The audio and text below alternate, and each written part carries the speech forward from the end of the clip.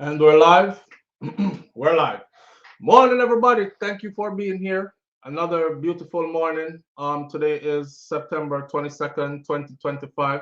Shout out to the people going out to work this morning. Shout out to the people coming in from work this morning. Extra special big up shout out to the people who work multiple jobs. I have the utmost respect for you. Shout out to my entrepreneurs, my stay-at-home moms and pops, my retirees. Shout out to the drivers. Shout out to the Uber driver, Lyft driver, truck driver, taxi driver, food delivery drivers, around town and long distance truck drivers. Shout out to the crossing guards, school teachers, law enforcement personnel, medical field personnel, military personnel. Whatever it is your job description is, shout out to you. Shout out to every single clean-hearted, good-hearted person who wants good for others as much as you want good for yourself. Here we are on this beautiful Monday morning. Again, today is the 22nd of September 2025, and we are happy to be here. Let me big up some people in the chat first, and then me telling you something real quick. Anthony Vaz is the first one in this morning. Good morning, SouFLo and everyone on the live. Up, family. Big up yourself, Anthony Vaz. Patricia Jackson, thank you for being here as well. Lovely Anika, thank you for being here this morning. Let's Bond TV, big up yourself. Mistress B Talks Health and Wellness with a Twist is here with us as well. One Fresh Meds Walton is in the building as well this morning. And V, who is probably no longer here. Audrey Wright, big up yourself and thank you for being here as well. I don't know if the chat is set to members only. I'm pretty sure I did set it to subscribers only. We're a funny set of people, you know. We're a funny set of people. Let me tell you all something. Just now I'm going through the algorithms setting up this video, right? And the video actually showed me that there are a lot of people who actually subscribe to the channel. Hear this. They subscribe to the channel when we go live just so they can be in the chat. And then after the chat is done, they unsubscribe from the channel. So I want to ask them people that know, when me do you? What like what did I do to you? You subscribe to the channel so just so you can be in the chat, and then when the chat is done, you unsubscribe immediately after. So every time I go live and I have like subscribers, I set the settings. Okay, the settings, I'm looking at it right now. The settings can be set to just anyone. It can be set to subscribers only, or it can be set to members only. Members are you people whose names are in green, right? This morning it's set to subscribers only. But hear this. When you set it to subscribers only, you can also set it to how long you have to be a subscriber before you can enter the room. So you notice how when the chat starts, you notice how when the chat starts is very few people in it, because I set it this morning that you have to be a subscriber for a certain amount of time before you are allowed to enter the room, because I want to see something, because the algorithm actually told me that there are people a lot of people actually, who subscribe just for that reason and actually unsubscribe. So usually they're not subscribed to this channel anyway, just for the live. So you can set it to 1 minute, 5 minutes, 10 minutes, 20 minutes, or you can custom it to how long you want them to have to be a subscriber first before the system gives them the go. Okay, you can go into the chat now. Yo, we set away, you know. Our people are set away. I got a list of stuff I want to talk about here this morning, but me no know. Me have to start out with the one here though, and this wasn't even on the list. You know, piggybacking off of the Jamaican family who wanted or been trying for a couple of years to get their stay in Canada, saying that their lives are in danger in Canada, in Jamaica, and if they get sent back there, that could be a death sentence for the family. When I put out the video, you know, if you see the amount of people in the comment section that were Jamaicans who themselves live overseas are talking about why I can't just go back to Jamaica, go run for Jamaica. Another one say, good man, Canada shouldn't let them in. Canada is packed now. Go back to Jamaica and help build up Jamaica. You're young. And I'm thinking, are you missing the part where they said that their lives are in danger? Then a whole bag of people are like, I lie them a tell. Not a thing, no. Nobody no after them good. Lie them a tell cause them want to stay in Canada. And I thought, wow, it's the same. How did you reach foreign and then start act like say foreign is yours and for you alone?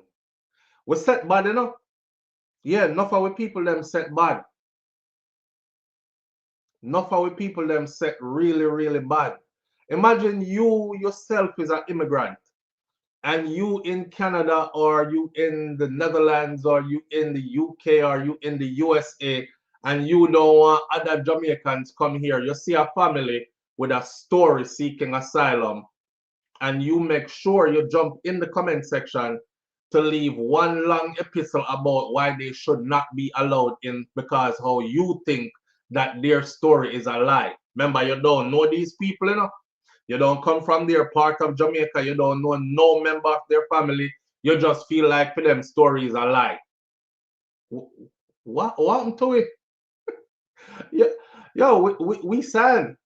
We sad. A lot of us are sad. So I'm here setting up the video to go to go live, and I see where the algorithm says people actually subscribe and then unsubscribe after. After the live is done, them unsubscribe. Is it because y'all are mad that I didn't give membership to everybody like for free or something? I mean, I know what I'm mad about that because you obviously enjoy the content. That's why you take the time to subscribe so you could be in the chat. And then when it done now, you say SouFLo now benefit off of my subscription, so me unsubscribe. Next week me subscribe back again. I usually set it to 60 seconds. So if you're subscribed for 60 seconds or more, you could enter the chat. But me never do that this morning. This morning, me set a number. So whoever subscribed and unsubscribed, they have to wait it out until they're allowed in. And it wasn't even a big number. I just wanted to see the lag and the delay, you know? So just know, say, me I look on you funny this morning when you're in here. We no need to fix up, man. God know. Anyhow, Porsha Simpson Miller is suffering from dementia. It has now been confirmed. For those of you who don't know who Porsha Simpson Miller is, she is Jamaica's first and only female prime minister. She is no longer that. She hasn't been that for a while. That is who Andrew Holness defeated when he became prime minister 3 terms ago. Portia, her husband came out to say that she is suffering from dementia and a bunch of other things. So we'll talk about that a little bit. There's a US sprinter who has now signed a $1 million deal to break or $1 million deal for a deal for a $1 million payout to break Usain Bolt's records on drugs. On drugs. So that's funny. It's like them can't break him record off drugs, but they're gonna pay somebody $1 million to get on drugs and get yourself to that level and break his records on drugs. It will be known, of course, that he's on drugs. He will collect the million. We're gonna talk about that a little bit as well. There's a story here that pains my heart because I saw the video to it too. And this segment is going to be called Justice for Jamar. There's a young man, 21 years old, by the name of Jamar, who was killed by security forces in Jamaica. If you don't know what going on in Jamaica right now, you know, JFF, Jamaicans for Justice, which is an advocacy group, as long as myself, who've been calling for this forever, for like accountability from our security forces and CCTV with CCTV system in place with central monitoring points and also body cam for our police officers or law enforcement officers. You know, we've been calling for that for years before we even heard about JFF doing it. Well, they turn it around on us, you know, it's because you hate the police, them, you're all criminal boy and you defend criminal and all these things. Like, I'm surprised that people can't see the good in cameras being on our police officers as they engage our citizens. I watch a video of a young man running to the door when the police knock on him door. I'm not gonna talk about the rest when we get to Jamar. That's why I'm saying justice for Jamar this morning. In the sports realm, if you've been paying attention to the world national championships, there was a symbolic handover that happened. Watching Shelly and Fraser Price hug Tia, you know, the twins. I didn't even know both twins were there because I've been saying one of them was left back in Jamaica because she just didn't make the team, but apparently she did. So both sisters actually made the team and were there and got to run with Shelly and Fraser Price. As you know, Shelly and Fraser Price, the great sprinter, highly decorated, the most decorated of them all. This is her final lap to an illustrious career. Shelly is now stepping out of that realm and calling it, you know, she is hanging her hat up in that area. But watching her give the handoff to Tia, the sisters' names are Tia and Tina, the twins. And then watch the camaraderie at the end and how she embraced them and stuff like that. It was like watching the torch, for a lack of better word, or the baton in this case, being passed from one legend to budding legends, you know. So we're gonna talk about that a little bit. Andrew Holness just won a third term in office, right? He is now to be Jamaica's prime minister for another 4 to 5 years before the next election comes around. And it is headline news in Jamaica that his cabinet that he has assembled will cost Jamaican citizens a hefty piece of money, to pay just those salaries alone. So I went reading through the paperwork to see, you know, what the salary increase look like and what the amount is for. And I also found that Andrew Holness himself has a whopping increase in his salary straight off the bat of winning this new election. So we're going to talk about all that. Is it a next big chopper move, or is this well-deserved money going to the right person? You know? And of course, here and there, we can shout out the Jamaica women 4x4 relay at the World Championships. You know, we're still on the podium. I believe they took silver in that one. The Jamaican men, on the other hand, that was painful to watch. I was so friggin' mad. They dropped the baton. As the baton was being passed from a guy who I've never seen run before, which kind of reminds me of the first time I saw Seville run, and Seville came in last on the big stage. I cuss him, and then people told me not to curse him because he is the future of sprint for Jamaica, and him come give me a gold medal in the 100-meter this championship, just a few years removed from first seeing him. So I'm not gonna cuss the youth who dropped the baton or who handed the baton to Kashane. We watched it in my house over and over and rewind it and watch it in a slow motion and everything like that. And the blame goes to Kashane. 4x100 relay. Yeah, Mrs. B talks health and wellness with a twist. 4x100 relay it was. To watch them drop that baton. We were in the we would have been on the podium. We would have medaled. Jeez, that hurt. You know, but it's sports and these things happen. These things happen, and it happened there. I don't know if Kashane was nervous. I don't know, but I watched it in slow motion. I don't care who says it wasn't his fault. I watched that baton go into his hand. I'm going to watch him hold the baton. And as his hand was coming down, I watch him drop the baton in slow motion. We rewind it about 50 times before we even watch their replay of it. You know, I just better luck next time.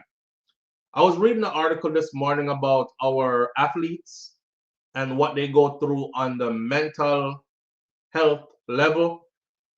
And a lot of them are saying that it is tremendous pressure.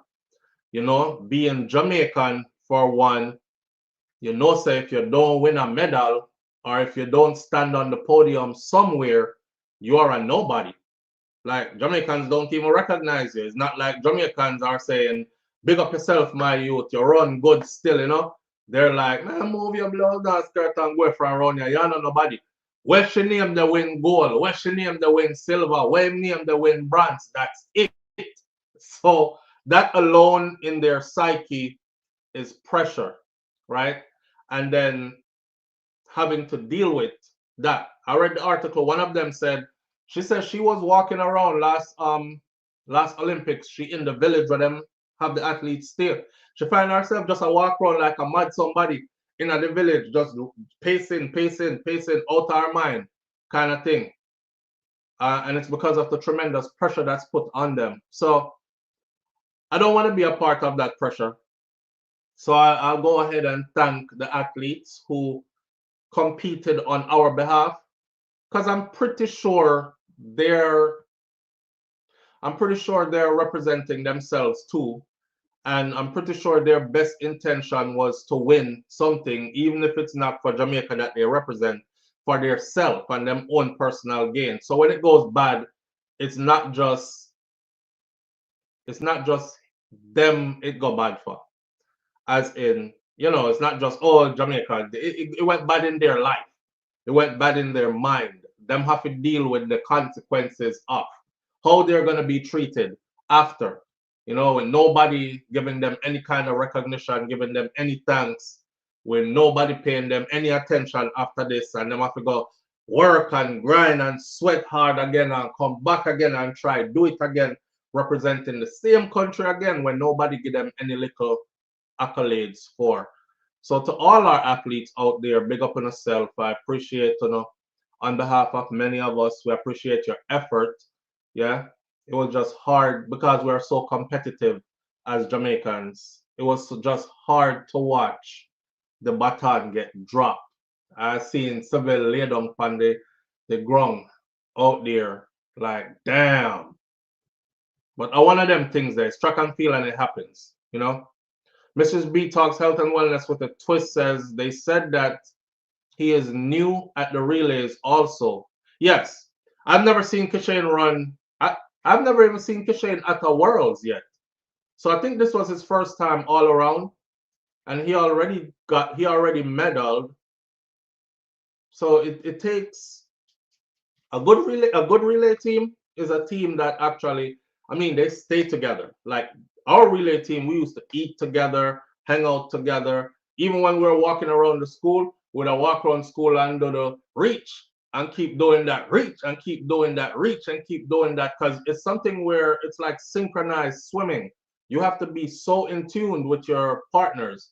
So if you throw somebody new in there, you're really taking a chance, you know.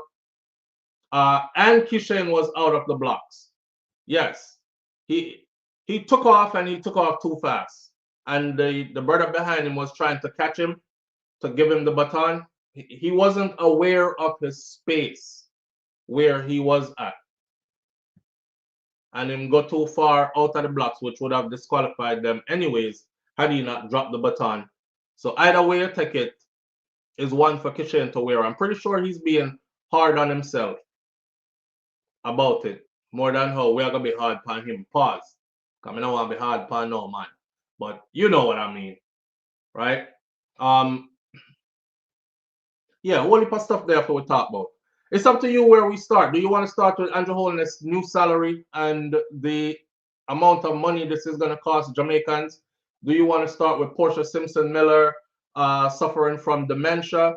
Or do you want to start with the US sprinter who is signed up the deal for the $1 million to break Usain Bolt record on drugs? Or do you want to talk about justice for Jamar, the young man who answered the door and Jamaica police them kill him and said he was in a confrontation with them when you know, look like I saw it go at all. You choose where you start. I'll give you 60 seconds to choose, and then we'll pick up from there. All right, 60 seconds starts now. Go. All right, Mr. Beer, Andrew Holness, Choppins. Him should have run the first leg moving forward, says Nans. Probably that's a good thing. All right, we're 15, 16, 17, 20 seconds in. Andrew Holness, Justice, Holness, Simpson, Porsha Simpson. So we have two Simpsons, Justice, Holness. I don't know what that means, Peter G. Donna, Portia, Andrew, Simpson. All right, we're 35 seconds and counting. Salary, which is Holness, Porsha Simpson, Andrew Nass. Yo, lovely Aneka. Money. Okay, that's what the money mean. All right, so we're two ahead. All right, we have 15, 14, 13, 12, 11, 10, 9, 8, 7, 6, 5, 4, 3, 2, 1. Portia it is. I want it. Hey, imagine and believe you, Sam and Madeline and and Elaine Turner. The Uno, y'all made it that.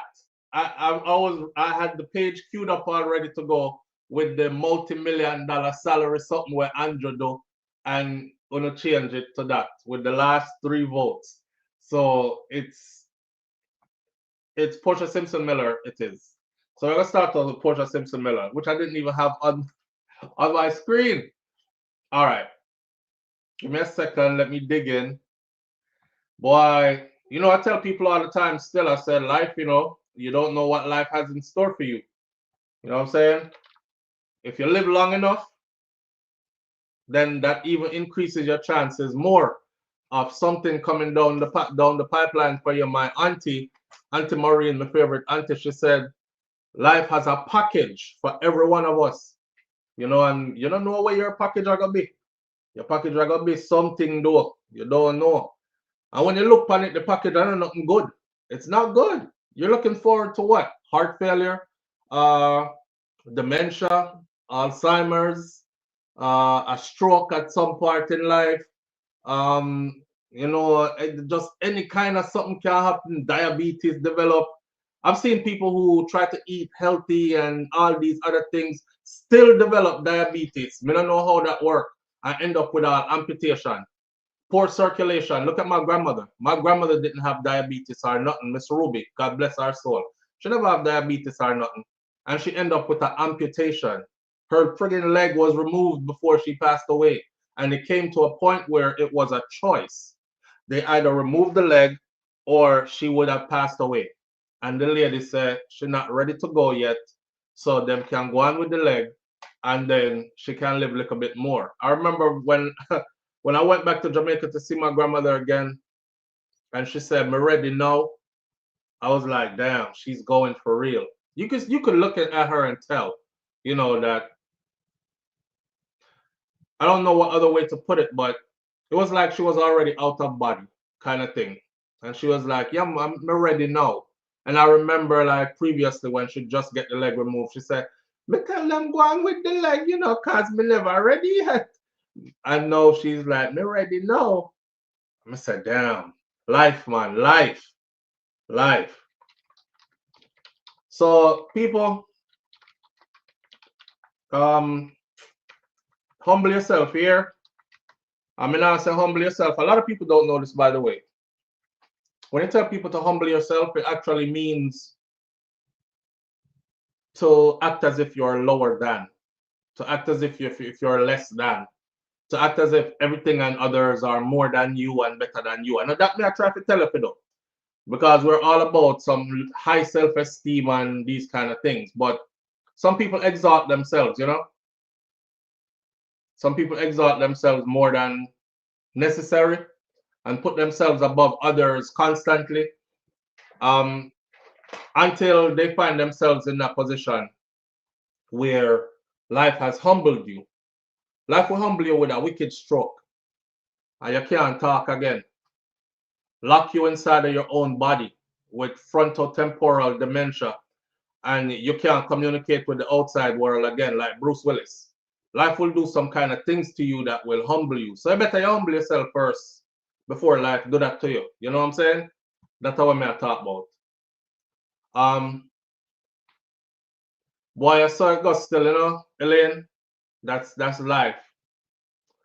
Donna McKenzie says a lot of us are selfish. Me, myself, and I, so sad. No empathy for others. Yeah, no empathy for others. They also fly through life with no respect for others, no love, no real love for others. That thing when we wake up and tell everybody, you know, wish good for others as much as you wish good for yourself. I swear to God, if you practice it, if you practice doing it, you will see how much better of a person you will even feel to yourself. You know, um, it just wish good for others like how you wish good for yourself. It's that simple. It's really that simple. But you'll be hard pressed. I mean, you'll be surprised to know how many people are not able to do it. Yeah, man, I wish good for them still, but me want better for myself. A lot of people think like that. I'm wishing good for them, but I want better than that for me. I genuinely wish good for others just like I wish good for myself. You know? Anyways, Portia Simpson Miller, her husband has confirmed the long whispered rumors about the former prime minister's health and says that she now lives only for her well-being. So for years, it has been whispered in the political arena and in the public space eventually. I remember one time late in her tenure as prime minister, she was giving a speech. And I forgot what she said in the speech, but boy, they clowned her. And you know, it turned into, now I'm looking back at it, it's kind of like when Chadwick Boseman was losing all that weight from battling with that cancer, and people were making fun of him. You know, damn, he look effed up. He same thing me think did happen to Portia. Same thing was happening to her. She was losing her faculties, but she was trying to hold it together. Such is life. Boseman was trying to hold it together in front of everybody too. So when all the jokes were kept, they started finding cartoon characters and different animals that they say he looked like, and they would post them side by side on social media. He had to stop looking at social media because there were so many jokes being made. Some people were saying maybe it's for a movie role. Why are y'all being so mean? Some people were saying the guy might actually be sick and he's just not telling us, you know. And eventually we found out that it was because he was being sick. He was sick, fighting for his life, just not coming out to tell the world. I watched the speech with Portia. I can't remember. It was one of her last speeches. I can't remember what it was. It was kind of a debate going on. And half of what she did say never make no sense. And even I was laughing. But looking back, I see now where that could have been what it was. So for years, it had been whispered both in the political arena and publicly, other circles, both inside and outside of the People's National Party as well. The political movement she once led as its first president, that Porsha Simpson Miller, Jamaica's trailblazing former prime minister, was living with dementia. Remember, I know, dementia has different stages. A lot of people, when they get to the first stages of it, they first thing they do is go into denial, which that's human to do. If you realize you start losing your faculties, the first thing you do is denial. Did I really forget where we put my key them? Or no, sir, that happened to everybody. You know, you start to deny. And she was that. She was denying at first. Last week, those whispers were actually confirmed. So last Wednesday, as Portia Simpson Miller was honored with one of Cuba's highest awards, the Medal of Friendship, her husband and her chief protector, Errol Miller, confirmed for the first time to the public in a rare interview, because he doesn't really do interviews. He's not out there seeking public attention like that. He confirmed in a rare interview that she, who is now 79 years old, former prime minister of the country, is indeed living with dementia. Dementia is a progressive brain condition with symptoms of a mental decline, which often impact memory, thinking, language. For those of you who are in the medical field, you probably know the ins and outs of this all too well. And that's all levels of the medical field, because if you are a CNA, which is a nursing assistant, you probably deal with it close up more first than anybody else. If you're into therapy, then you definitely know about it. If you're a nurse, you ran across it a lot. If you're a doctor, you have too, because that's the environment you end up in if you're being cared for anyways, right? So last Wednesday, while she was being honored, her husband told the world that she has dementia. Today is being observed as World Alzheimer's Day, World Dementia Day. This is the annual September 21st Health Awareness Day that aims to increase public understanding. That would have been yesterday, public understanding of Alzheimer's disease and other types of dementia. Alzheimer's falls under that umbrella, is just one of those the diseases of the mind that falls under that umbrella. Dementia is something to witness up close, man, especially in its advanced stages. Not only do you get to a place where you probably forget your family members and friends and close loved ones. I remember one lady bawling out for rape. She was bawling out for rape and get this man out of my room. That was her husband that came to visit her all the time, and he was there yesterday in the facility yesterday, right? And today is some loud scream coming down the hallway. All the healthcare people are running to her room, and she wants her husband out of her room, like now, because he's a stranger now. We're gonna rape her. I mean, it's terrible to live with that. So it's a part of the broader Alzheimer month, which takes place throughout September. Portia Simpson Miller said that he, which is her husband, said that he had been her primary caregiver, fiercely protecting her dignity. So he's not letting anything out to the public. He's not running around, oh, you know, she's going down the drain, and I'm having a rough time, because she get difficult sometime. And if you know about dementia patients, they get difficult sometimes. You know what I mean? They want to fight you. They could become combative, all that. He said, speaking emotionally after the event, which was held at the Cuban embassy in Kingston, Jamaica, and hosted by Cuban ambassador Fermin Quinones, Miss Miller's husband said that that's my life. I live for nothing else now but her at this time. I have a lot of opportunities, but I have dropped all those things. I live only for her, only her at this time. You see that right, Nessa? It kind of made me want to detour real quick and start talk to some of we big people about the relationships you choose, the partners you choose, who you choose to be with, and these kind of things. Some of we grown as hell still just chasing skirt tail and body size. I'm telling you, right, that them years creep up so fast, and then you end up in a position like this. Imagine ending up here and not having somebody who can say this about you. I live for her only now. He's a highly educated man who has been out there and has done great things and could accomplish more. but I've dropped all of that for her because this is the love of his life.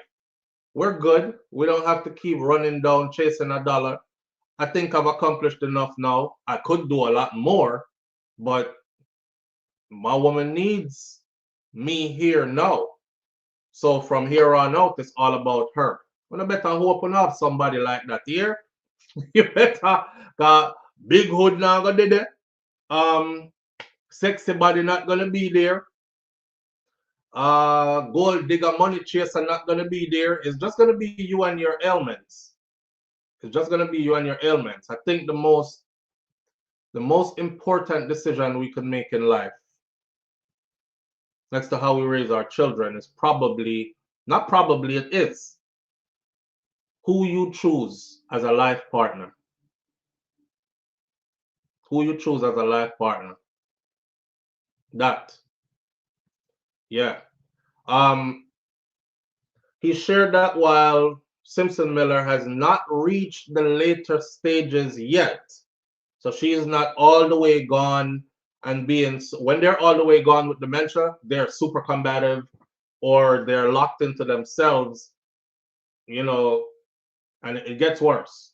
It gets worse.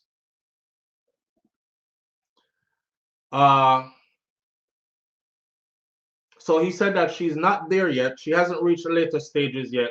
More debilitating stage of the disease yet. She's not there. She's facing the challenges that are typical of dementia right now, though, particularly with her memory and with her communication. It's the first time I'm going to publicly say this to anybody, but she has been going through dementia. So she still eats, she still drinks, she still sleeps, she still walks. She still talks to us who are around her. So if you come, you will see her like how you know her. He added that a telltale sign that she has recognized someone is when she offers one of her well-known hugs and kisses.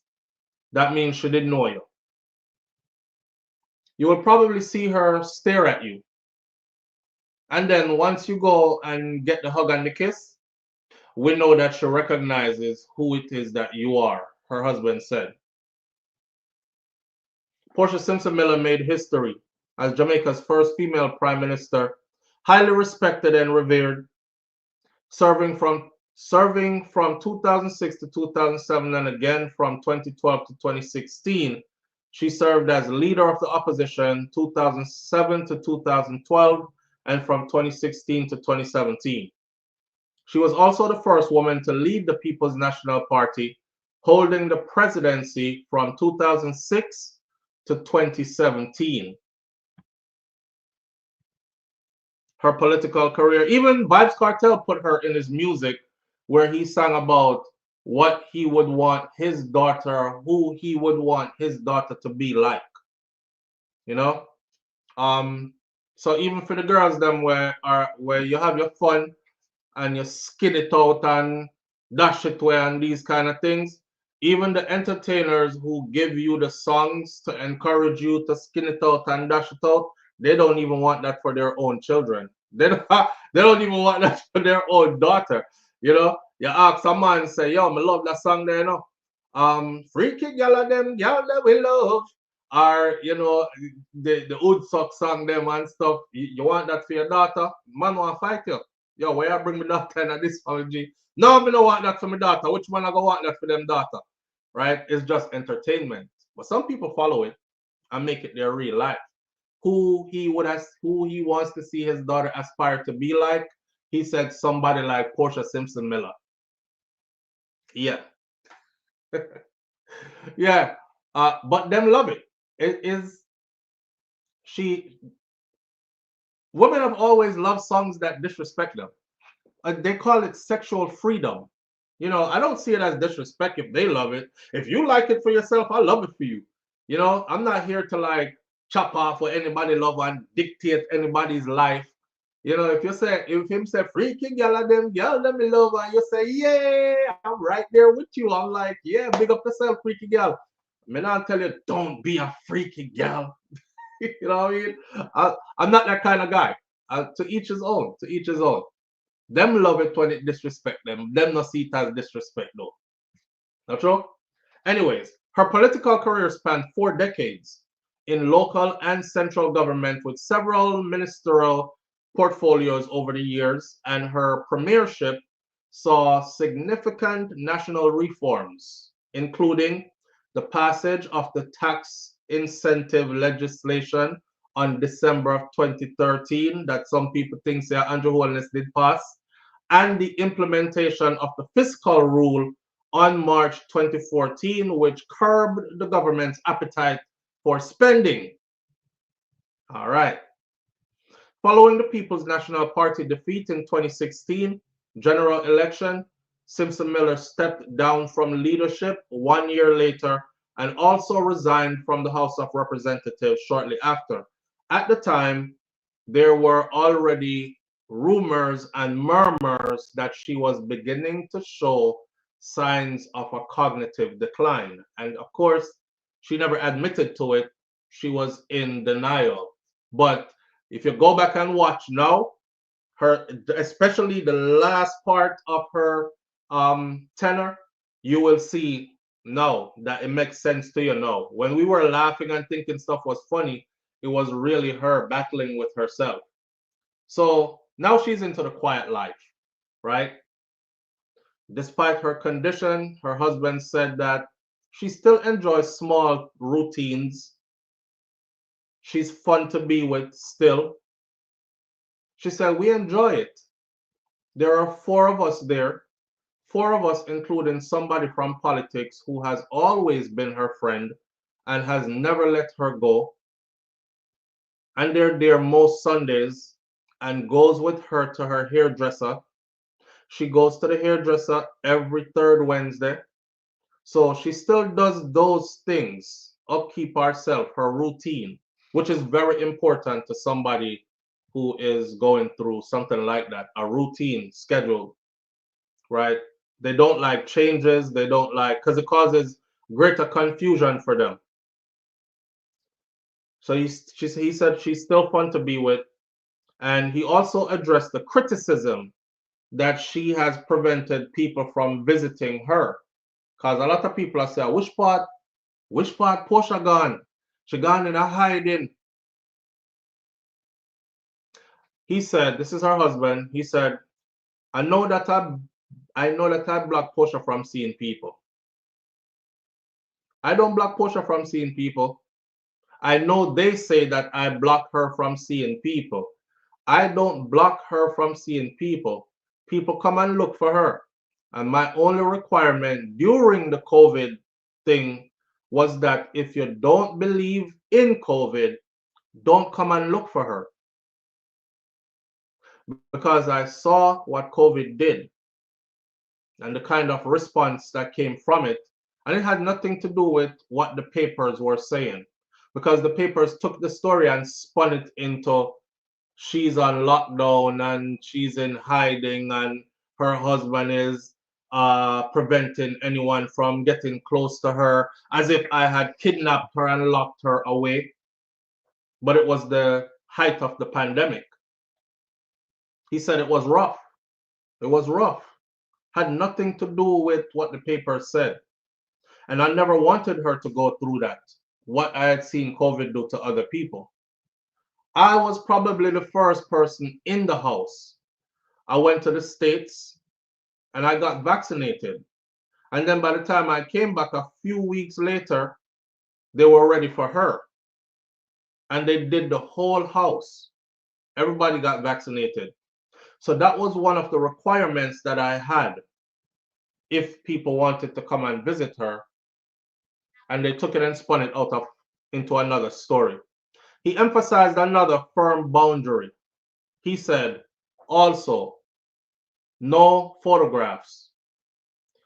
I didn't allow any photographers to come to the house and people to photograph her, because a lot of people will say nice words about her. but they still want to pull her down. And I'm not allowing it. Not allowing it. So I don't allow anybody to come near her.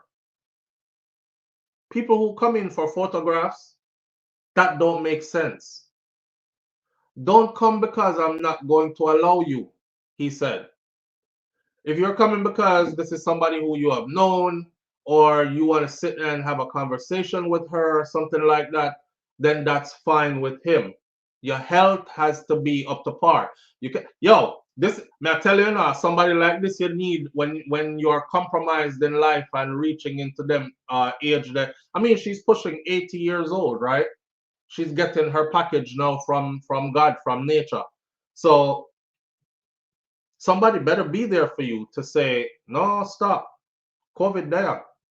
She's already immunocompromised. You outside a sneeze and cough or wipe up your hand. Have you been tested? No, I'm not test because me not believe in that or something there. I think I just want flow. You can't come in here. You know what I mean? You can't come in here. The man want him wife to live long.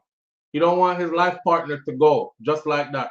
He can't just let anybody in the house. Some people will laugh with you. Oh, we're doing a special story on her, all her great achievements. She was the first female PM of Jamaica and the only one so far, you know, charted this way in history, blah, blah, blah. And they come in there and catch pictures of her looking her worst. And they publish all the wrong angles and all the picture of them want to look good. You know, saying not everybody, you can have a beautiful face and you can look smiling and nice, but that 1 second where you just drift off and that them publish, you know, and he's aware of these things. So he's like, no, if you're coming here for photographs and stuff, that don't make no sense to me. Please don't even bother coming because I'm not letting you in. Right. I didn't allow any photographers or anyone to take any photos of her because people will say nice words, but they will still try to pull you down. And I'm not allowing it. Not allowing it, he said. So I don't allow nobody to come here near her. People who come in for photographs, that don't make sense to me. Don't come because I'm not going to allow you in, he said. Miller himself, her husband, still shows signs of the stroke that he himself suffered years ago. I tell you, life is lifing. Life is lifing. He himself suffered a stroke years ago. And they're saying he still shows signs of the stroke he suffered years ago, during which Simpson Miller, his wife, cared for him personally while still serving in public office. This testament of love between husband and wife has now come full circle. He had a stroke. She cared for him through his stroke while she was still a public servant. Now her turn, and he's there also. Him not left her neither. Remember I used to tell you all about these two people behind me right here, so Mas Clevia and Miss Ruby. My grandparents show me this. I remember my grandmother get a cramp in her leg, and she's like, you know, when your leg cramp up, you like a lick your leg, so you're like, oh, because the cramp bite your leg, you know. She's like, oh, watch my grandfather. My grandfather at this point, he couldn't even walk straight no more, and he hunchback over. He's running to the closet. And I say, where grandpa go? Grandpa run to the closet and grab one quart bottle that had bay rum with something else soaking in it. And, you know, him pour it out and him start sap up Miss Ruby leg and a massage up her leg and stuff. And I'm saying, we're visiting. They live here by themselves, you know? And it dawned on me then that, boy, you better have the right person in your life. You better have the right person in your life. Because if you live long enough and them live long enough to be there with you, you want that kind of person there. You know? You all right? Oh God, hold on there, hold on, I come in, and he's gone. So, like, the man could have tripped and hurt himself. And him run, go get the little thing and come back and pour it out and sap her up. Why? So I guess that's what Portia has with her husband. No, them kind of something there. Sadly enough, that kind of love will never find most of us. That kind of love will never find most of us. Yeah. You're gonna find people who run well left you. You're gonna find people who lock themselves in the next room and don't talk to you in the same house with them. You're gonna find people who left you to suffer right under them nose. Them kind of something there, but you won't find somebody who is like really caring about you. And that's why it's important again to make sure it's somebody who actually genuinely cares about you. He said the only visible change to her in the last few years is that she no longer picks up the phone. She no longer picks up the phone. That's a big change. That's a big change. She no longer picks up the phone. What Marjorie says, Roxanne, he said he didn't, but it's true, but no, certainly because since when the election. Okay, we're gonna get into that later. When I reach that yet. All right. So he said the only visible change to Porsha Simpson Miller for the last few years is that she no longer picks up the phone. And although I was away the other day and she was responding on the phone, so I never know. I would be lying if I say I get in a long sentence, if I was getting a long sentence from her. No. But you get short, how are you? Or is that you? Or a yes, or a no, or something like that. So her communication is diminishing.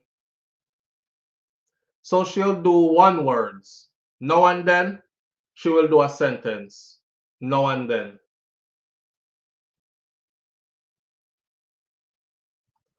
He said, but it is like repeating a sentence.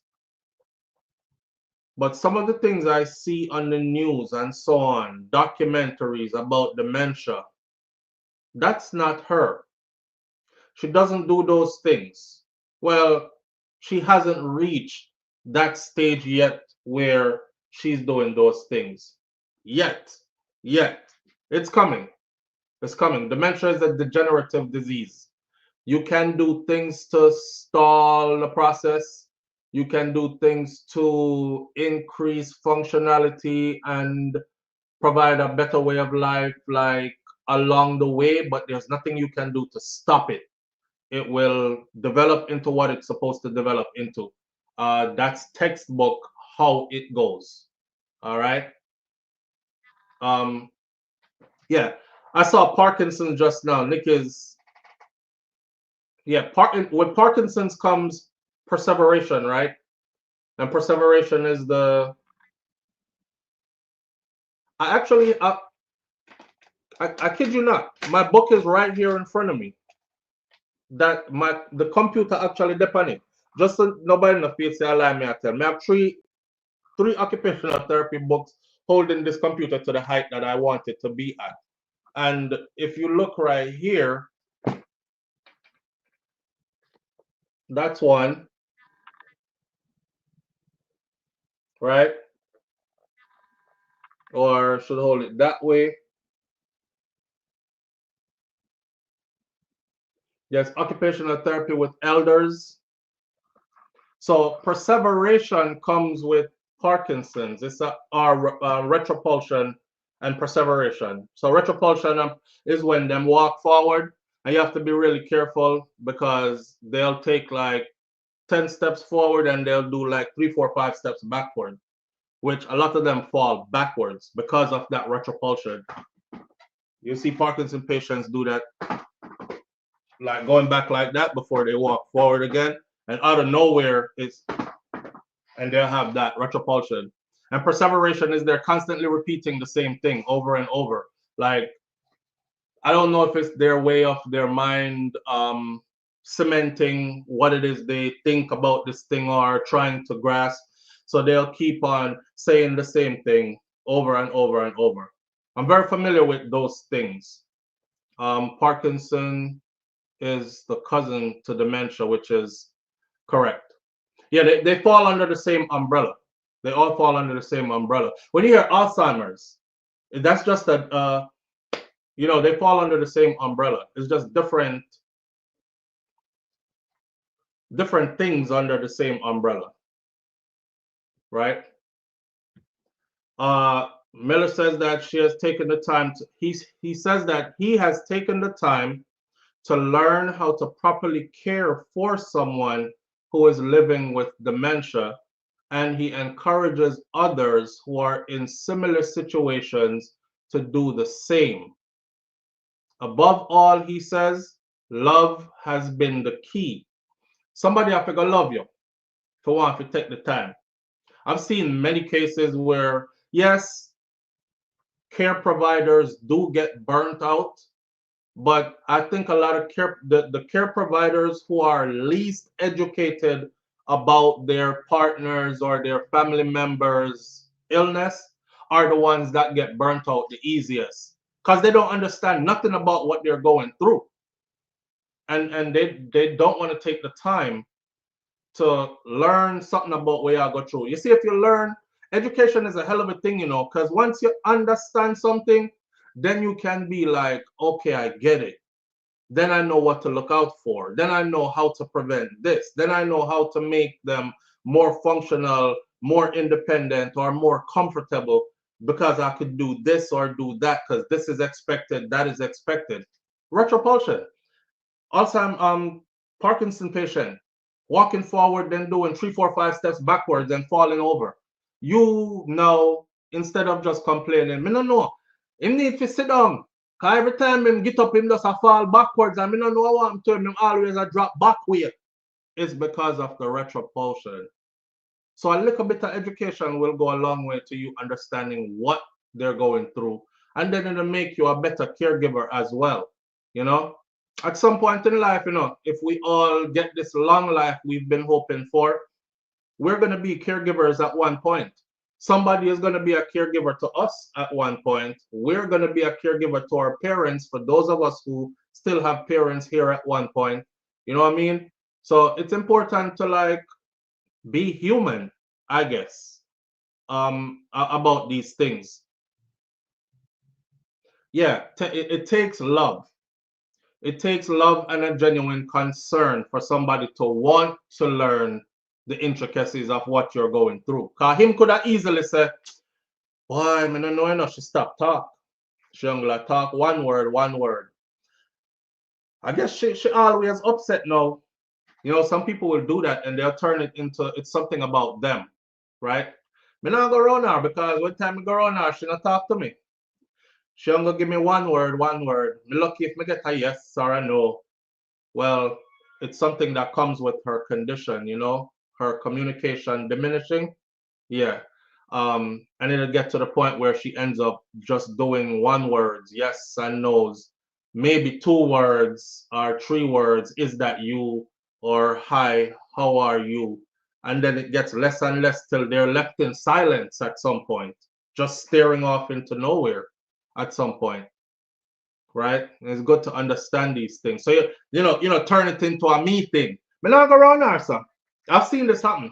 Me not go around her, sir. Every time I go around her, she make up her face. I go and like say she don't remember me. Because she don't. Or because he doesn't. It's a part of the condition. Or when they're being inappropriate and them say stuff. She too rash disrespectful. Me no business if these are my Jamaican people. Me no business if she have what them call it, dementia, Alzheimer. Me no business. She too rash disrespectful. And I have had to do this before, like constantly say, listen, I know it sounds disrespectful what she's saying, but you know the part of your brain that control, cause all of we think things that we can't say out loud, right? Right. So fear filter, we would have to tell her in our mind, say, or tell him in his mind, say, Master Joe, don't say that. Don't say that. That disrespectful, bad. Or find a different way if you say it. That part of the brain gone. You have it still. So you want to tell people something, but you don't. They don't have it no more. The disease where them go through, that part of them brain gone. So them go say inappropriate things and probably hurtful things too. Don't take it personal. May I tell you, if you have somebody around you who's gonna go through all that and don't hold it against you, then you will find out if you're blessed or not. Yeah. He says love is the key. Love is what makes him want to study to learn more about how to handle and deal with somebody who's going through this. Above all things, it's just love. I find love. Love is the most important. She gets a lot of love. She gets a lots of love from the people who are around her. And I find that it holds the disease from worsening. So we have been showering her with love, and we find that we are able to hold it. So it's not progressing so rapidly, right? We just talked about that. You can't stop it because it's a progressive disease, but you can stall it and you can slow it down so that they can have a more better quality of life for a longer period of time. Eventually, because it's degenerative, it's going to get to where it's going to get to anyway. So in her later stages of it, if she lives long enough, God bless her with longer life, she's going to reach the stage where she's off into her own world in her head and not speaking, just sitting in one place, all that. But according to her husband, the amount of love that she gets seems to be working with slowing it down. And as I said, one of the only major changes for the last 2 years is that she doesn't pick up the phone anymore. But if you put it to her ears, she will communicate with the person who is on it, especially if it's one of us, one of the close people who are around her, right? But Denise Sparks says, well, I hope she doesn't become a wanderer. Yeah, that too, because that's a part of it, you know? That's a part of it. They wander off into places and get hurt. I've seen that happen also. But the way how she's surrounded, she's not going to be able to wander anywhere. They have eyes on her like 24/7. You know, she has not just her husband, but a team around her of people who apparently love and care for her. So she's in good hands. She's in good hands. I wish her all the best. This is a learning, right? Let me see something.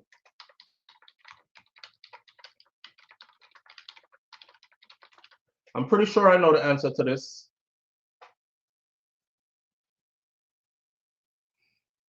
But I'll seek out the answer just to be correct. May I look for something for you right quick. Somebody asked a question just now that I feel I need to answer.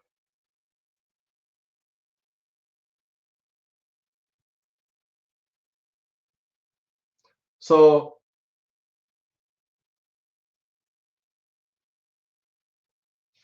the question was, did they have children together? I am aware of a daughter, but I'm not aware of any other children. So somebody here can probably correct me, or not correct me, but add to what I'm putting out here. I am aware of a daughter. They definitely had a daughter, but I'm not aware. Even in her biography, it doesn't say anything about. So I'm not. I haven't seen anything else anywhere concerning if she have children or not.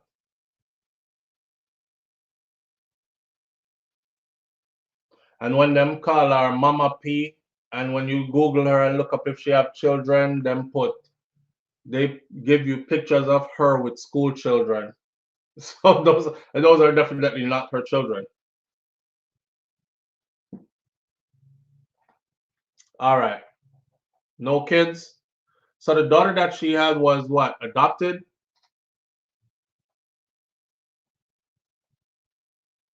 Junior Copeland says we all need money, family, but nothing supersedes love of family and friends when that medical condition occurs. Rastafari.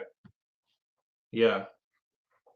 Jerome Pearson says neurodegenerative disorder. You might hear Alzheimer's disease, vascular dementia, Lewy body disease, or frontal temporal dementia. People also use the term senility. Jamaicans say nah. Jamaicans say nah, remember nothing. Jamaicans say head a gather water.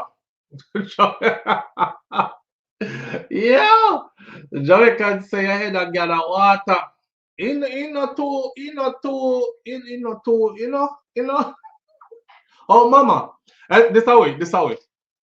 Oh mama. Why me here say mama? They said they go look for mama son. You know she attack one bag of something when I go so and sitting. They not true. I wish she attack say. Me not know she never remember Kemisha when Kemisha walk in her yard. Kemisha when she grow. She don't remember Kemisha or nothing.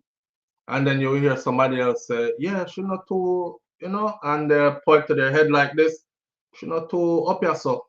Again, Oh, head I gather water. She go and come, she go and come. More while she go and come. If you catch her on a good day, yeah, you can probably get like a conversation out of her, but more while she not too did it still. That's Jamaicans for you. Oh man.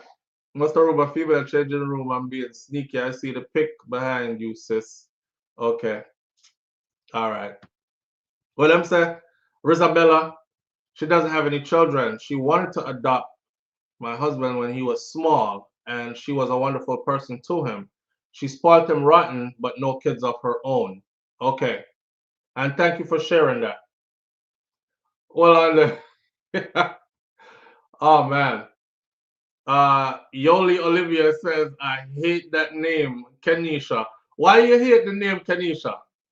We're gonna segue into our next topic now, but why do you hate the name Kenisha? No, Blue Sapphire, we're about to go right into the Andrew Holness thing right now. Listen, we wish Mama Portia all the best. We understand that life is lifing and things happen, and we ourselves, if we live long enough, we're gonna get our package too, just don't know where it is yet. So in humbleness, we send out our best wishes to her. She definitely did the damn thing as far as cementing her place in history. That could never be erased. You are that, accomplished that, led that, did that. Big up yourself and go and enjoy the rest of life that you're blessed with. You're blessed enough to be surrounded by real love, and you're being well taken care of, which is more than most of us can say, right? All right. Yeah, so Blue Sapphire, we're going to talk about the Andrew Holness something right now. Head I gather water, part and part. Don't remember too much, Bro, I watched my father go through all of the stages until he forgot how to walk and eat. Yes, that's the hurtful part, Kenneth, is when them forget how to eat.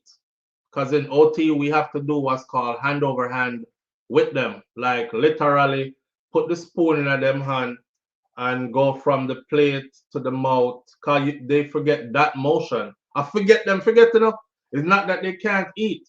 And then later on now, when the disease is reaching its end stages, they actually really can't swallow anymore because the brain has forgotten how to actually swallow. This is when we know that death is near. Imagine that your brain stop telling your body, okay, true, we take a lot for granted, my friend. We take a lot for granted. Right now, you would throw some stuff in your mouth and just chew them up and swallow them and drink some water back of that and go on about your business. You don't even know that your brain actually has to tell your body that there's something in your mouth that you're trying to consume. So work your jaw up and down, move your tongue back and forth to throw it back in there. So swallow. Now swallow. Activate those muscles. Swallow, swallow. Receive down in your belly. More. All right. We look at it now like we're not even think about them something there. We don't even think about them things there. It's just a natural thing to do. Yeah, they start pocketing the food. Y'all give me 1 second. Yeah. Good morning.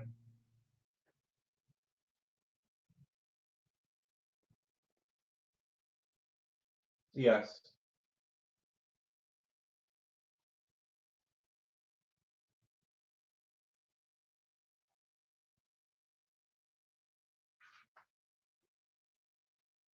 Okay. Yeah.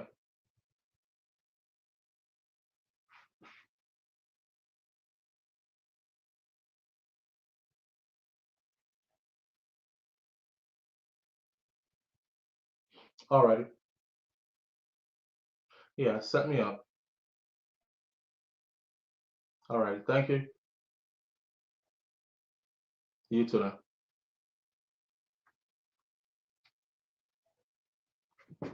All right. We have some maintenance thing I go on. They're calling to verify. Shout out to the people who told me the other day, yo, SouFLo, we could actually hear them repeat your whole address on the on the phone call. Come answer the phone when it rang on live, and they were like, yeah, this is concerning the address at 1624 Johnson Street in blah blah blah, zip code blah blah blah blah blah, and me never know that it could be heard over there. And when I went back and watched the video, it was the first thing that was said. So big up Tony for that. Kamisha take away Olivia 3-letter word. She take away Olivia man. I wonder why. Or the any Kamisha me used to know where I grew up used to take man from early. Kamisha used to sit down on the bus conductor lap.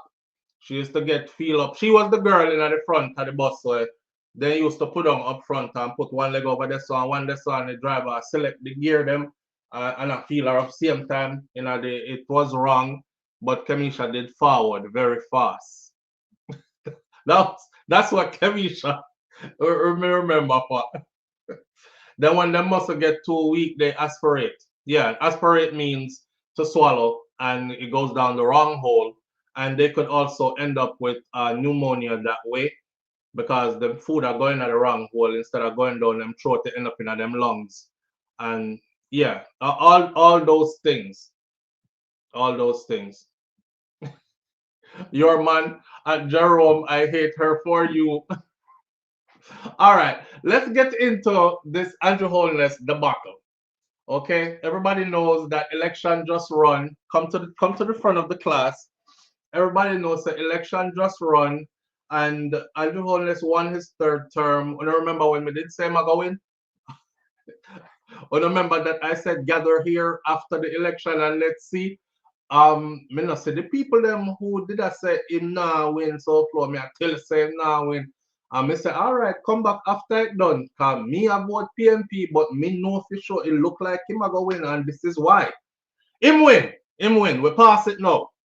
All the stuff that they said happened, blah blah blah, and the stuff we saw in videos and all that. All the tricks were used in the bag. At the end of the day, nobody remembered the tricks that were used. You know, them just remember, say you win. He's won. Well, there's a $700 million price tag that comes with this win. $700 million price tag for Jamaican people that comes with this win. Nisha, where you say Nisha? You was one of them. They say now win, not true? Yeah, him win. There's a $700 million price tag that comes with this for the Jamaican people. This is a massive amount of money. This is just, this has nothing to do with the country, you know. This is for paychecks. This is paychecks to pay his group of people that he has assembled together to work under him. This will be costing Jamaicans close to $700 million. So some Jamaicans are reacting to this with fury to the revelation that Prime Minister Andrew Holness and his executive team will cost taxpayers of Jamaica nearly $700 million every year. That's just for their salary. Andrew Holness leads a 33-member executive which includes 19-member cabinet. In addition, there are 13 junior ministers and 1 parliamentary secretary. Now, based on the salary scale for parliamentarians, the combined salary will for Prime Minister Andrew Holness and his executive team revealed eye-watering, eye-whopping, to be exact, $698 million, $698.8 million per year to cover their salary alone. I went ahead and did the math for you already. That 698 million works out to, because that's in Jamaica, in American, that's in Jamaican money. That 698 million works out to $4,349,049.16 US. So it's roughly almost $4.5 million US dollars. Yeah. Yeah. You know, let me sidetrack a little bit. When the brother named who his woman killed his baby mother, Philip Paulwell, there's a section of Jamaica there that flood out. And the lady was saying the water come up to the window and it was like a swimming pool in the house and everything washed out and stuff. And Philip Paulwell took to the media and said he's urging and imploring the government to please come give some assistance to this part of the country because their people have lost everything. They're flooded out.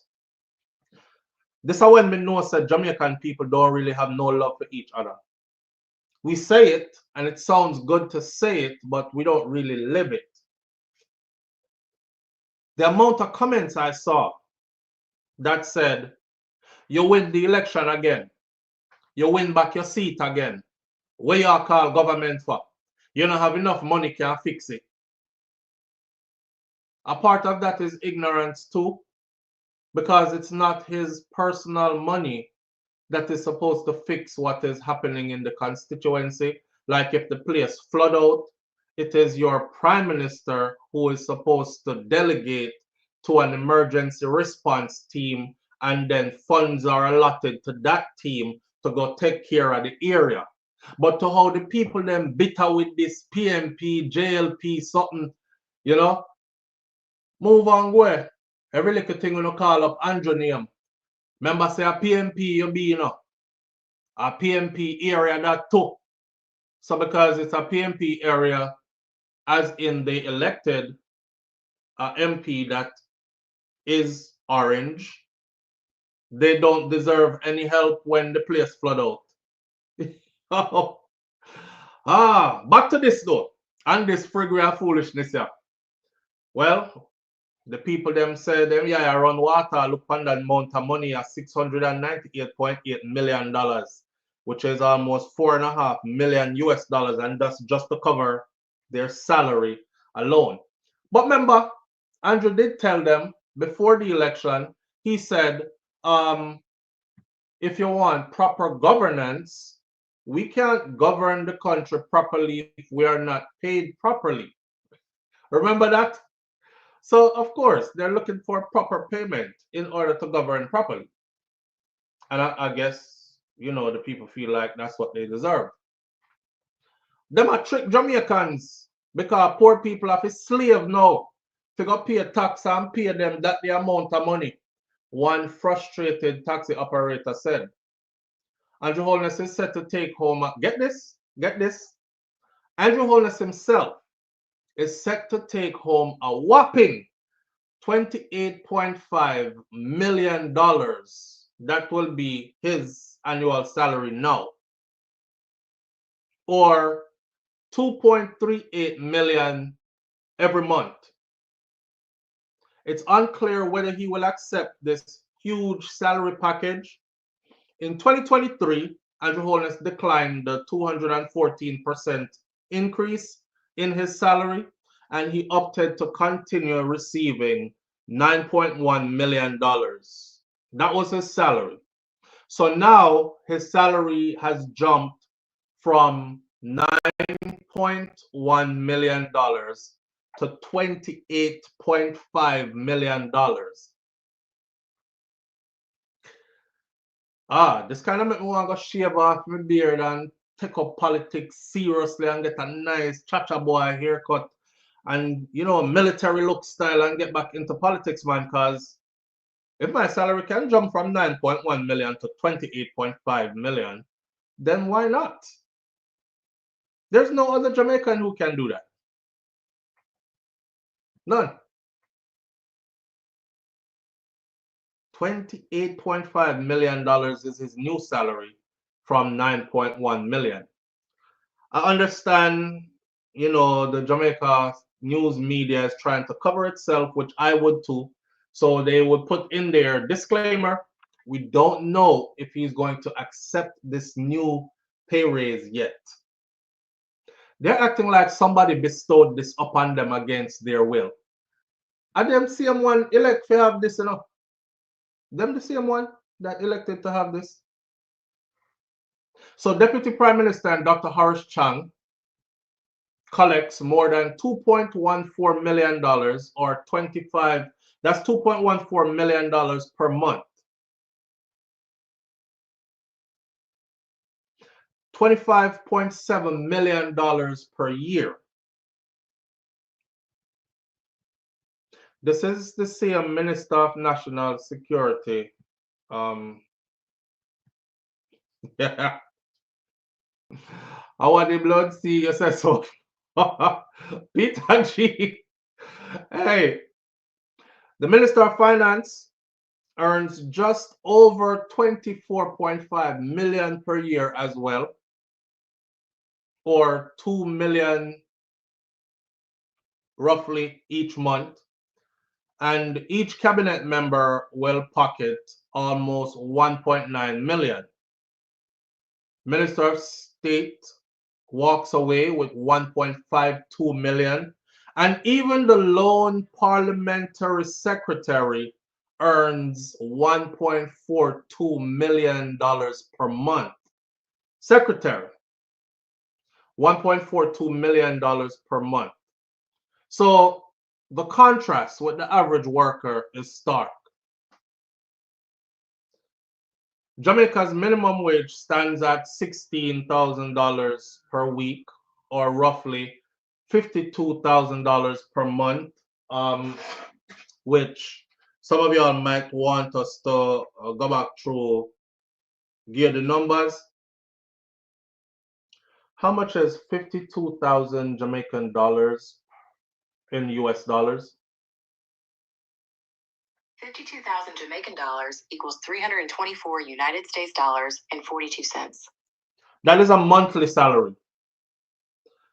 $324.42 per month. That's a monthly salary, right? That's the average Jamaican who works at that level. While they will be collecting in the millions per month. Yeah, that's on the vote for still. That can't do nothing. Audrey said that can't do nothing. Audrey, them better make it do something. Because of this, so it there. A cabinet minister earns 27 times more than a minimum wage earner, while a parliamentary secretary, which is the lowest of the political executive ladder, earns more than 20 times more than more than uno, kuno mono, peons, peasants. No wonder them treat us so. No wonder them treat the people them so. Get out there, get the votes, get in at them head, cream their hair, catch them out the road, dance with them, wine and go down, drop it like it's hot. Do whatever you have to do. After you get that, don't see them again till the next. You can't wait, man, because next election now come for our next almost 5 years. Then, by then, them forget. Then you're going to do the same thing again. Jamaicans, Jamaicans. Mervyn the Point, Jamaica occurs right here in the building. For those of you who saw our video this morning about getting a Jamaican back to Jamaica, this is the Mervyn that I'm talking about right here that I spoke of in that video. Mervyn said that that's why I said Jamaicans abroad should buy some productivity in Jamaica. The voice of reason, she suggested to us that we get together and start building a coalition of sorts of those of us in the diaspora who live outside of Jamaica. Because quiet as kept, the Jamaicans who are the most powerful are not in Jamaica. The Jamaicans who are the most powerful are the Jamaicans who are living outside of Jamaica. So if you can organize that round of people and move on one accord, mountains could be moved. You understand? I have to go fly down and go enroll in the politics, man. Rosabella, I'm having the same thing in my mind. You know, honestly, over the years, people have been calling me to politics in Jamaica. I kept saying stuff like, I have my children to raise. They're not going to let me, this, that, and the other. But when you look at how much they're able to get away with on the pay scale, and mind you, I wouldn't be going in there for the money, so to speak. But it would be nice to be paid handsomely while doing actual good for your own people, blazing a trail and solidifying a legacy and leaving something solid that all Jamaicans could benefit from. That would be something to add to the legacy, man. Me not talk no joke thing about it neither. I'm really thinking it. So the contrast, I said, was very stark because Jamaican minimum wage stands at $342 US per month.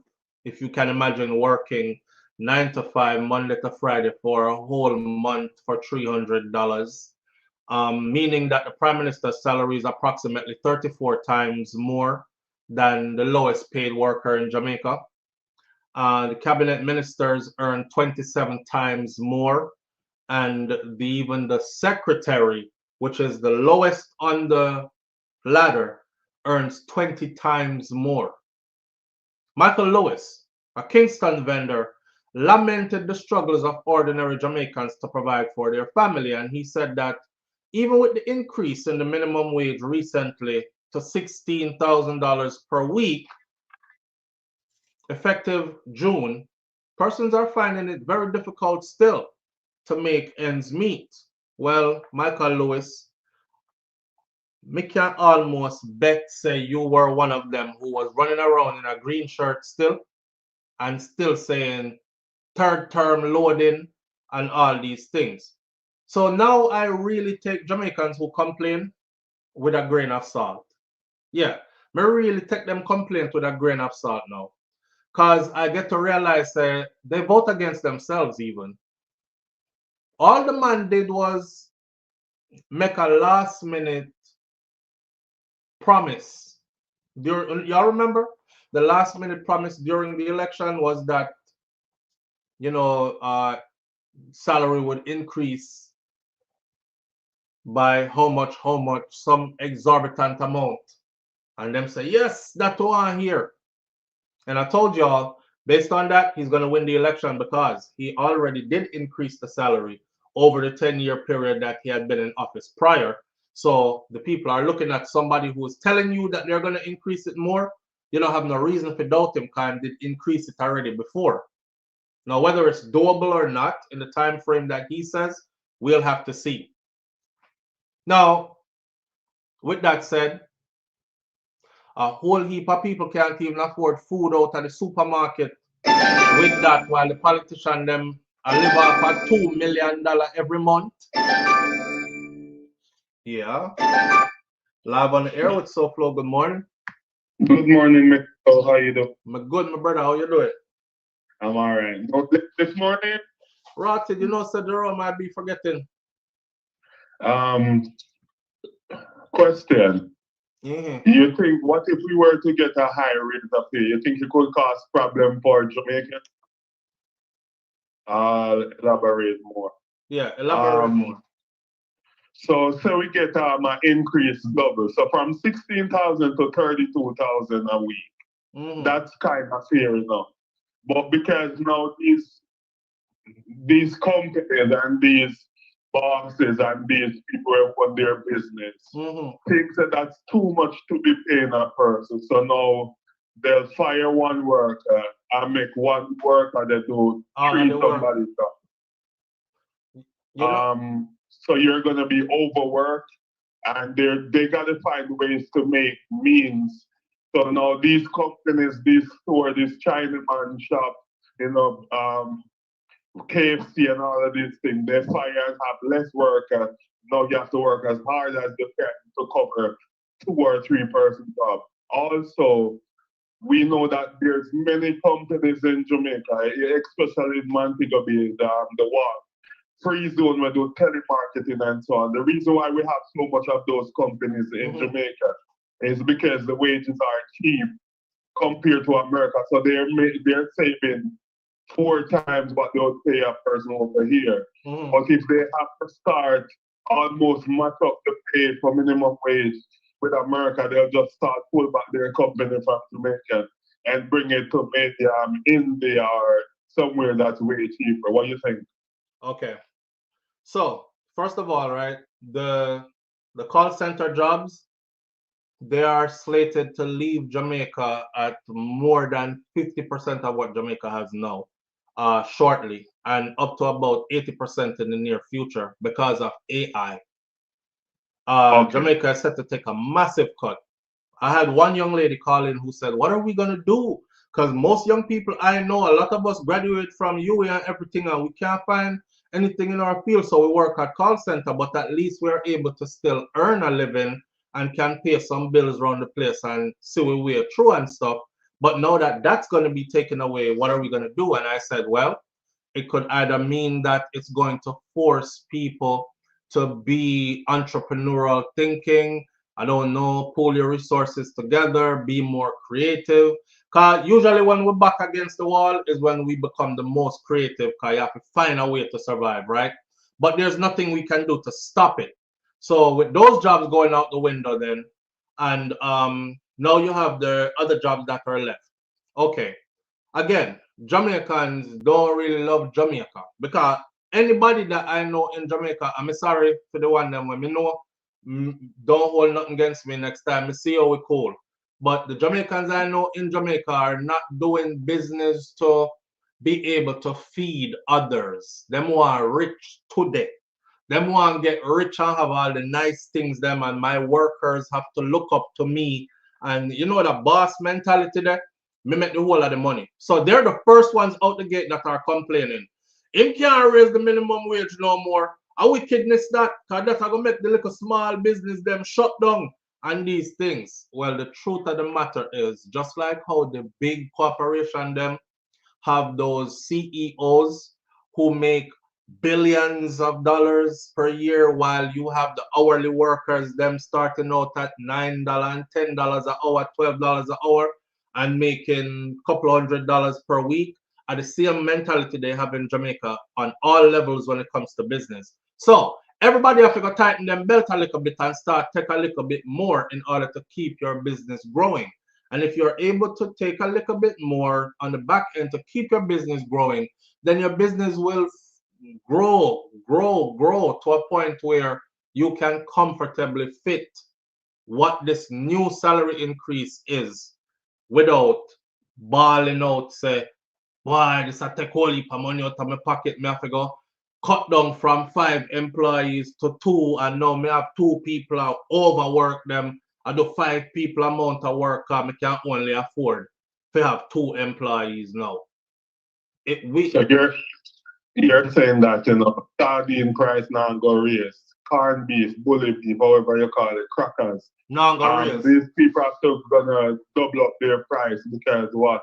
They need to make enough profit to pay people who work for them, or it's a no-no. Well, if you study Jamaica economy, you know, sir, by the time that is completed or the minimum wage get raised to the point where Andrew says it's going to be, that's probably going to take him the next 5 years to do. But in the next 5 years, everything in a Jamaica will cost $200 now, it will cost about $350 to $400 by then. And that's how Jamaica has been steadily going for the past, what, decade or two? Like everything just gone up, and just keep going up. So by the time that something they get the minimum wage get increased again, it'll just be right on target to meet the local market for whatever is necessary to survive. Yeah, but that means that you take with the fool because then say promises come to comfort or fool. And if you say the next 4 or 5 years, that means that when Andrew call election again. So it was four term, no raise a pay when promise. I think from you get elected and you're going to office, we look to see every week we pay start raise. It not gonna happen. It not gonna happen. 4 years? Yeah. I'm predicting that it will not even reach the max where he said it will reach, but he will do something and it will raise again. But everything else in the country are gonna go up also. So it's gonna be like you never got a raise in the first place. In a 4 years, one man can breathe 5 times off. Well, they better hold on the breathing.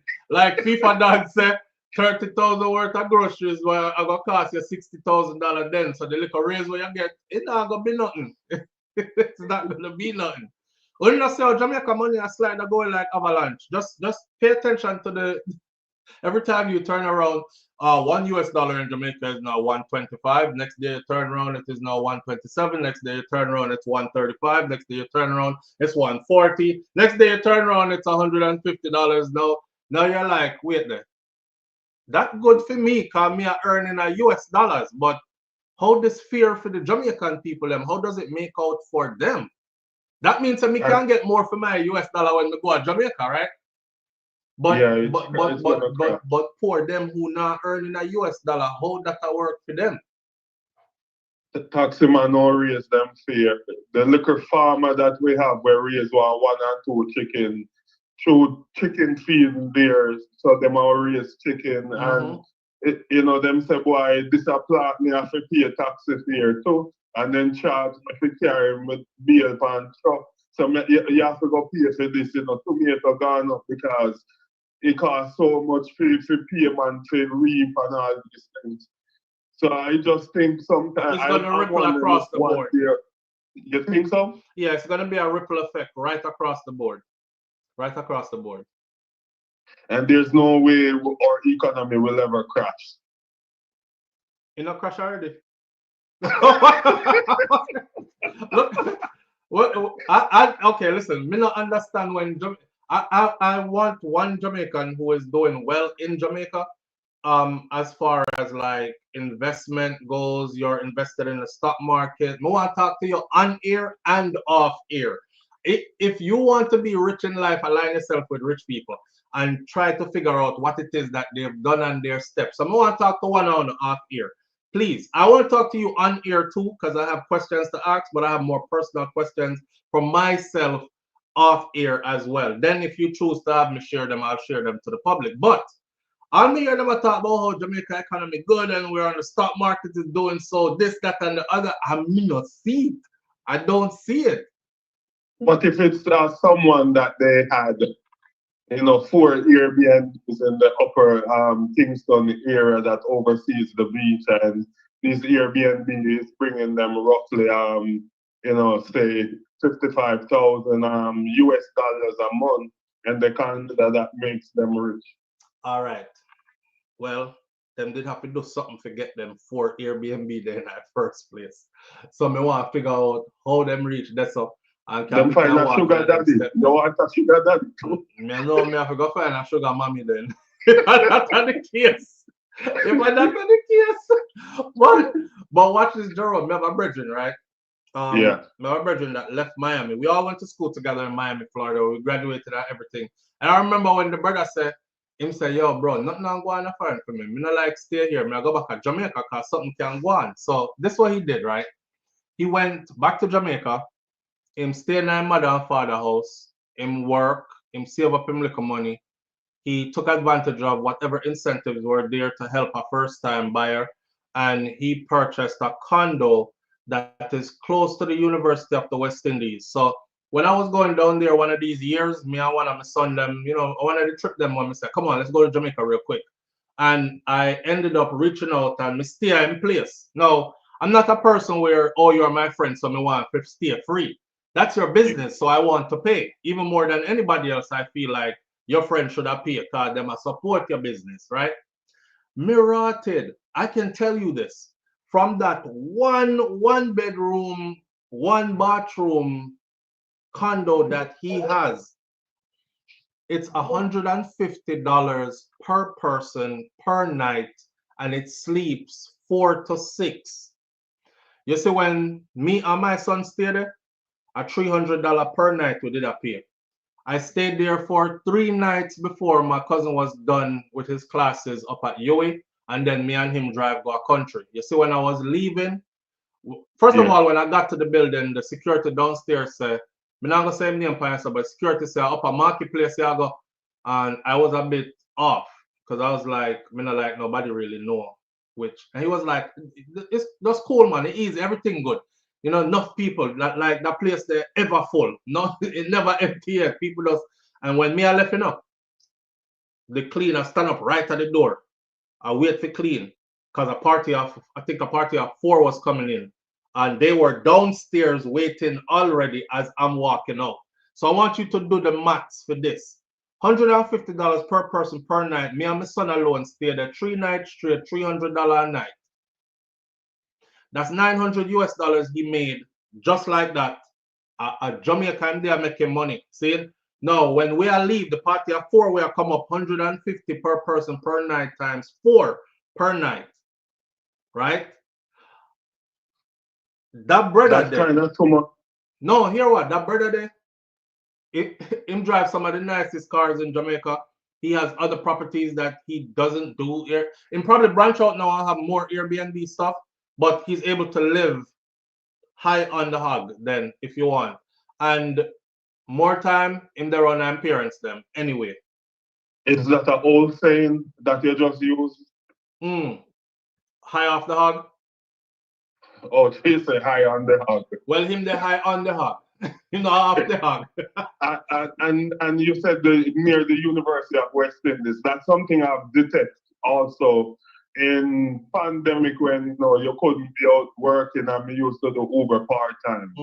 I realized that if you buy a house anywhere near a college, you can even part up rooms in that house. And sometimes these college kids pay $2,500, 2 person in a room.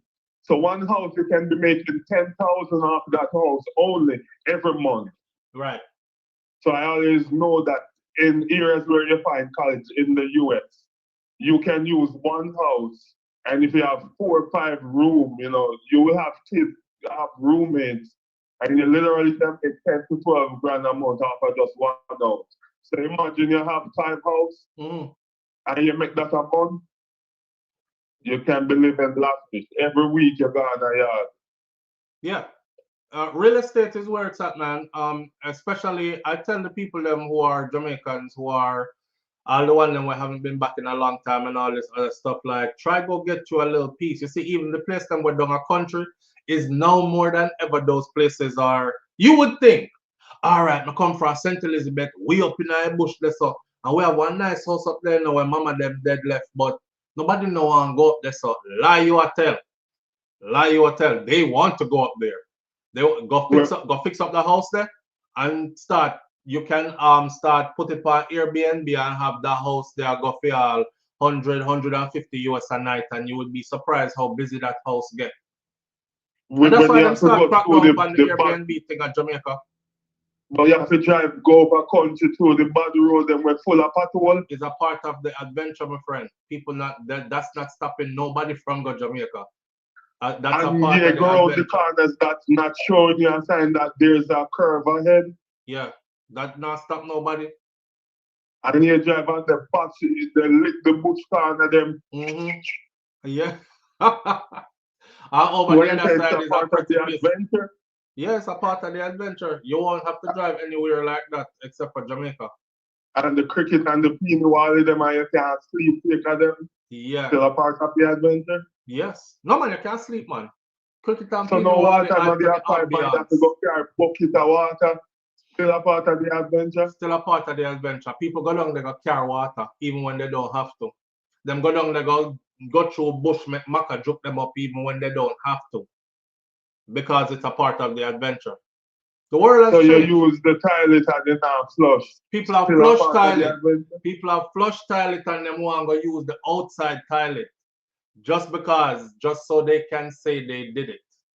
And then when you use the pottery outside and your bottom starts scratching because then it's still a part of the adventure. Still a part of the adventure.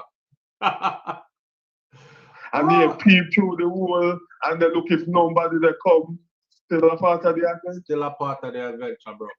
And Flo, we're going back in our chat. All Is right, this my a brother. part of the adventure? Yes, all this a part of the adventure. Big up yourself. All right, no problem. Manners. Yeah, man, it's called Off the Beaten Path. You know, it's called camping in the US. Audrey said, all right, let me finish up the part now. So, politicians already get concessions, right? Community activist Daniel Moy argued that the parliamentarian salaries tell only one part of the story. Politicians already get concessions, duty waivers, official vehicles, and pensions.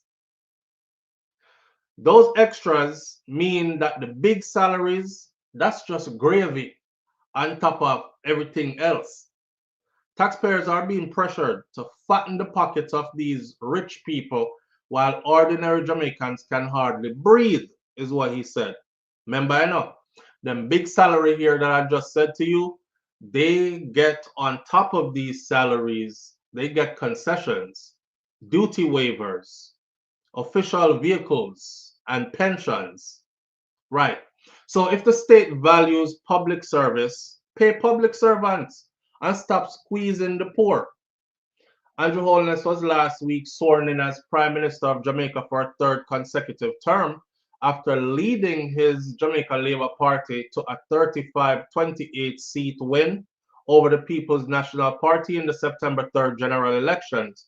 Only 5 members of the JLP who won seats in that election were not rewarded with ministerial seats or key appointments in the House of Representatives. Only 5 out of the 35. They are Berlin Malahu Forte from St. James West Central, Everall Warmington from St. Catherine Southwest, James Robertson from St. Thomas West, and Dwayne Smith from St. Andrew Northwest, and Andrew Morris from St. Elizabeth Northwest. The nearly $700 million per year salary this bill comes on the heels of a massive pay spike back in 2023 when the political class awarded themselves an increase of more than 200% at that time. So in 2023, they already got a huge pay increase, right? A 200% pay increase. Matter of fact, it was a 247% pay increase or somewhere around there. And now this. So at the time, the government funded the move as necessary to attract talent and to reward responsibility. That's for them excuse for why they gave themselves that big of a salary raise, to attract talent and to reward responsibility. The disgruntled cabbie who did an interview has taken issue with the use of the word earn to reference the salaries of the parliamentarians. He said, them can't say them earn that. Because them not do nothing for we. Even if them a work, that's just way too much to collect from poor people. The pay that they get should be in line with what the people are earning, not hike up while minimum wage a crawl. Lewis is adamant that Jamaicans should see tangible benefits for the mega salaries that are being paid to these political class. If politicians are going to collect millions, then better show away the value of it. Otherwise, cut it down and put the money where it really matters. Based on the salary scale for parliamentarians, the leader of the opposition is compensated at the same level as the deputy prime minister. Ross Clark. Yo, so they don't even have to be in power. That means that Mark Golden's salary is $25,729. $25,729,103. $25,729,103. This is the opposition leader. This is Mark Golden's salary then. So even if your party never win, and you're just the leader of the opposition, you still carry down this amount of money. Now watch this real quick. The Speaker of the House. Who is the Speaker of the House? The Speaker of the House is Andrew Holness' wife, right? Okay. So the Prime Minister, Andrew Holness, his new salary of, watch this, his new salary of $28.5 million going into his household, that's one thing. The Speaker of the House salary is $22,807,314 as well.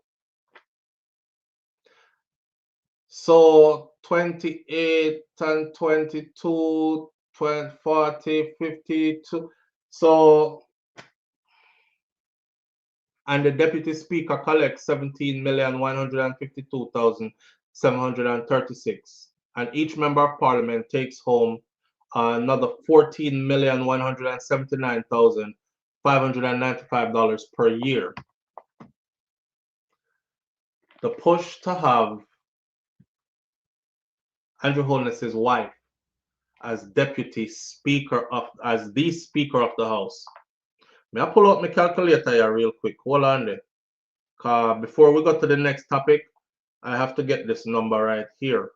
So she is going to be making the Speaker of the House, which is that's $22,807,314, and then her husband's salary on top of that will hike from $9.1 million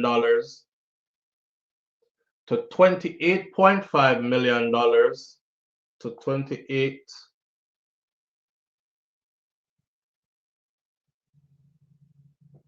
Ross Scott.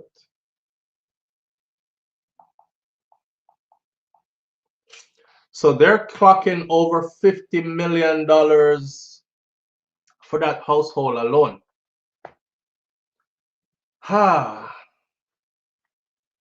They're clocking over 50 million for that household alone. So my question of the morning is this: is that a big chop, or is that money well earned? Is that a big chop, or is that money well earned? I'll give it to them like this. I'm not going to sit here and tell no lie. You're in a position of power. The law allows you to work your wife into a position of power where she could be on almost equal footing as you, and you winning as a couple. Forget Jamaica, because others have forgotten Jamaica. Forget Jamaica. Forget politics. Let's just talk about a couple winning together. Now I see why the necessary push was to keep her as Speaker of the House. Now, remember, I know she's also, I don't know if she still is. I think she still is a sitting MP for, she can be a sitting MP for area, as well as Speaker of the House. Well, she probably could be. She is. Anyway, where's the chop? 50 million. Well, now that you know, plus what them at SD was say, wait there, what happened to the steps to when he steps away? Does final pay impact anything? I don't know about that. I don't know about that. But as Diva said, that they're getting that 50 plus million plus for them a chop. Ah, SouFLo, whisper for if Andrew here said them kind of money and make him so on him. Live on the air with SouFLo, good morning. SouFLo, that's how I'm stuck with it, Josh. I won't make I hear me there because me I try. Yeah, drive. So you have a speaker and Bluetooth. Yeah, but quick and quick and fast. Won't make I hear it. Okay. You're taking into consideration incentive, the up car and the housing and all those other benefits that comes along with this salary. Those are just basic salary. Right. That's what I'm saying. Those are just basic salary. They get other incentives. They get personalized vehicles. Incentives. Yeah, they get personalized vehicles. Them get a like duty free for them think can ship into the country without them having to pay anything. All kind of something like that. Yeah, plus vehicle upkeep and all and things that which are additional payment them get along the way. Right. These are all extra. You know, but you get as I say, you get what you work for. You get what you vote for. Yes. Yes. Listen. Manners here. Stay safe out there, bro. Yeah. Josh drive. But him say, you know, he was reiterating that they also get incentives on top of these salaries. What those big numbers you heard, that's just base pay. That's just base pay. Poor people is not fed up. That's Julie Tapper. Poor people fed up. So how the system shake up. Then you shotgun till we pick the bus. Remember Bounty from way back when poor people fed up. Well, apparently poor people is not fed up because they keep voting for the same thing and they keep getting the same thing. And each time them vote these people back into power, don't you notice the people them level up them salary more than before? Level up them salary again more than before. And them alone I get the biggest increase in our earnings, you know. Mervyn the Point, Jamaica Curse said that's why election votes were $5,000 to $15,000. Everybody wants to be a representative. Yeah, poor people them not fed up, my friend.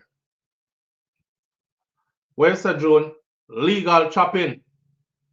Legal chopping. SouFLo, you're forgetting that Juliet is an. I just said that, but I wasn't too sure, so I kind of walked it back. SouFLo, you're forgetting that Juliet is an MP too, so she gets that salary as well.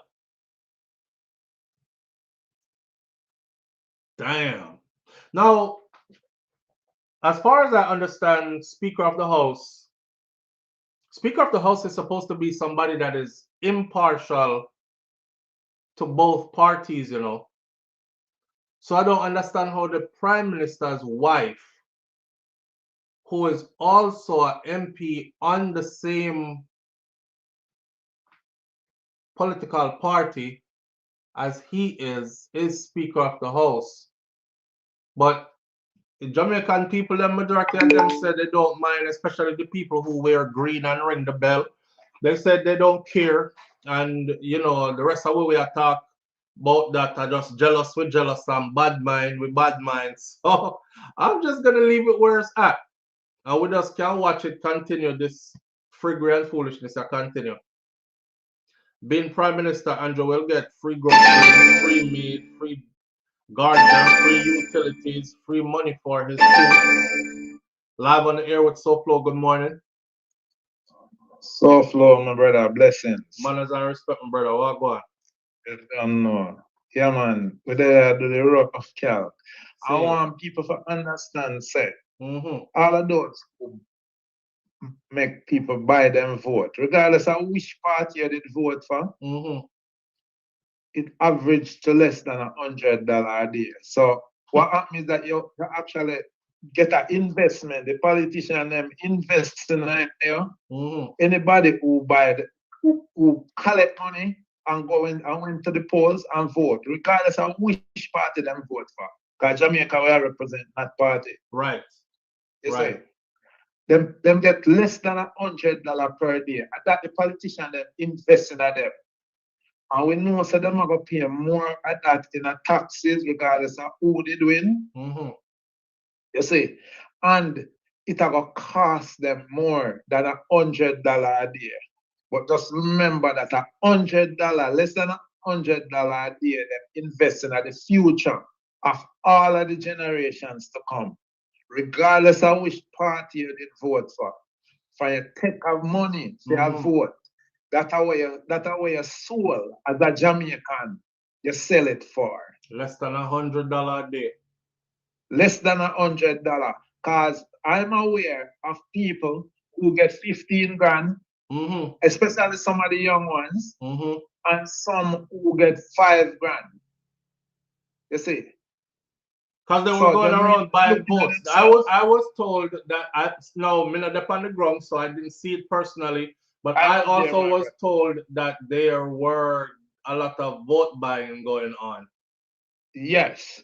So me I say, regardless of which party, I want going forward people to looking at themselves for know so well, boy, yo, I'm the future of our children and we years, with generations to come, our land that is generations to come. We are, for those who are making them vote being bought, a $100 a day for 5 years you mortgage yourself for. And it's for the rest of your life you take a mortgage there. Blessings, my brother. Manners and respect. But we not after that competition, we are work with you. Yeah, we just want to see one Jamaican come back home. So we don't know. All right. Blessings, my brother. Manners. Cool. Yeah. All right, that was Marvin. For those of you who saw the video or haven't seen the video yet, we put the video up this morning. Live on the air with SouFLo. Good morning. Yeah, good morning, my brother. Good morning, SouFLo. You know, maybe I'm wrong, but I wanna ask you your opinion on something. They say the economy is doing so well. Right. Who is it doing well for? Is it for the average Jamaican? Or is for these foreign investors where their money don't stay in the background? I'm sorry, I mean the noise in the background. Where their money don't stay in the country. That's the question I'm asking too. So who is benefiting from this economy? Because the average Jamaican are not running business to let the country grow. And it's the people and work and business that they have in the country that make a country grow. For instance, like the US. It's the people and the amount of people that's working and contributing to the country that make this economy keep growing. Right. So they said Jamaica employment rate is at the lowest when actually more than, I would say, half of Jamaicans are not working because half of them is not getting paid on the books. So how can they determine up the economy based on that to say that our economy is doing good? They're basing it off of infrastructure, the roads, while all of these roads that they could build, it's not about politics, but it could build under any government. Right. And all of these roads only lead to the resort and all of that. And this is what they're basing the economy on. While the average Jamaicans are not making anything off it. Right. You know, it's kind of confusing that you're saying the economy is doing well. That is what they ran on for the election. That was their saying, that the economy is booming, it's doing well. And I'm asking people who are invested in Jamaica to call me and talk to me and explain to me how it's going well. For all the Jamaicans that I know, everybody has a complaint. Yeah. Everybody has a complaint, a financial complaint. You know? Yeah, more than half of the Jamaicans are struggling. Maybe me only know poor people or something. I don't know. Maybe it's because we only know poor people. We don't know nobody well. Yeah, we don't know anybody who is well off. Which exactly. Yeah, that must be it. For the country, for the economy in the country to be doing well, they gotta be Jamaican that small business are getting support by the government. They have business that their money keeps staying in the country and turning in the country. The foreign investors, their money don't really stay in the country. Exactly. So how the economy grow? And if the economy is growing so booming and so well, why is the US dollar so high? Why they keep pumping millions into the bank to stabilize the US dollar if the economy is doing so well? Because it's not doing so well. That's the truth. But you have to a lot of people only listen. Like I hear one of your caller had said it on one of your calls. They listen. They don't read, and that's one of the problems. Yes. They don't understand certain things because you're not reading. They're listening. They're being led by words.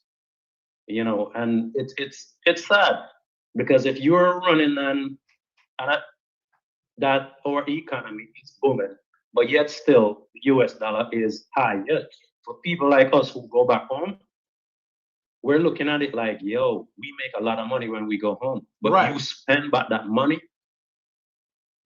you pay triple for one thing when you change your US dollar. So it still kind of costs you a lot more than what you're getting when you change your dollars. If what I'm saying makes sense.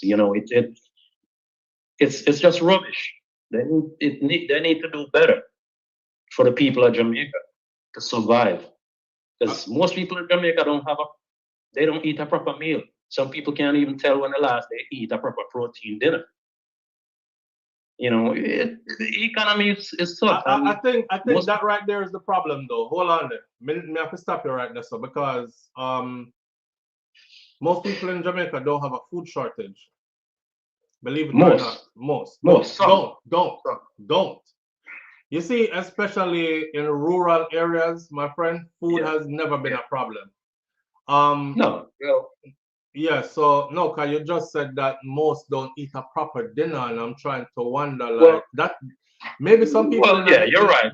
Maybe some people in some inner city, zinc fence, rough community, or something like that. But a few. You're right. Majority of Jamaicans, food is not a shortage. And from your belly, I get full. It's like they don't really care about anything else. So that might be the problem. Plus, I don't know if you ever see the line wrap around KFC, Burger King, McDonald's, and all these other places that they have in Jamaica now. Well, let me see it. I mean, the line wrap around the place. Let me see it. Let me see how people don't even cook at them yard no more. People are KFC. Yeah, people don't even cook at them yard no more. It's Burger King, KFC, Pizza Hut, Popeyes now, all them something there. Yeah. Well, with all of that, we're gonna have people down there looking like barriers soon. Yeah, and I said that too. A lot of health issue. Right. And we will be having the same. A lot of us Jamaican, we don't do our regular checkup, so cholesterol, high blood sugar, all of those things are gonna affect a lot of them on that. Yep, more strokes, more heart attacks, more amputations, increased diabetes, blah blah blah. We know all of that. Yeah, for real. But I would like for somebody who understands it to tell, either call in and explain to us how the economy is doing well, as they said. Yeah, I want somebody to call in and explain that to me as well. Yeah. All right, that's on the work, brother. So. All right, manners and respect, bro. Manners and respect. Live on the air with SouFLo. Good morning. Morning, SouFLo. Morning, family. How you doing? Good. So just to address the caller. The economy right now is not based on the people working. is based on the resources that they are mining out of the country. Based on the resources that they are mining out of the country? Yeah, hold on. Let me get into it. The gold that them are mining for years. And I tell people say them are mining gold. The bauxite that them are mining for years. And tell people say on the bauxite them are mining. the future oil, what them have in the country. It might take it's like the market what they're running right here in America. Right? They're taking future money out of the money what them already have there. You know what I mean? I don't know if you ever heard about futures. So they're taking money out before them even start drop. That's what's going on. Chop it. If the people really cared, they wouldn't vote the way they vote. If they really care. Yeah, they wouldn't vote the way they vote. But yeah. Now they get what they don't get. Yep. Cause them vote for something where, all right, brother. Manners. Yeah. The average Jamaican don't understand the economy, says Veronica Gale, says the average Jamaican does not understand the economy and it confuses them until we can break it down to a level to explain it to them. Then they will not be going, they're not going to understand. That's true. On top of that, I will say this. The average Jamaican doesn't even care about the economy. Most Jamaicans will tell you like this, Lord Master, I don't want to hear all that. You know me, I say real life are going right now. So we're talking about today and how I go on now. Like can get a piece of money today to fix what I go on today. That's the understanding.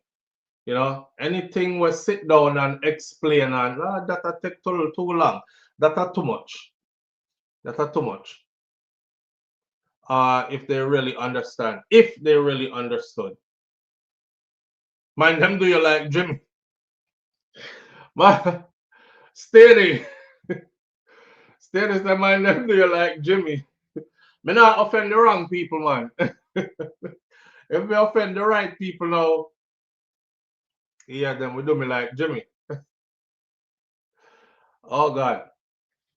When you say Elaine Turner stop eating fast food, it's not good. I do not consume unhealthy food.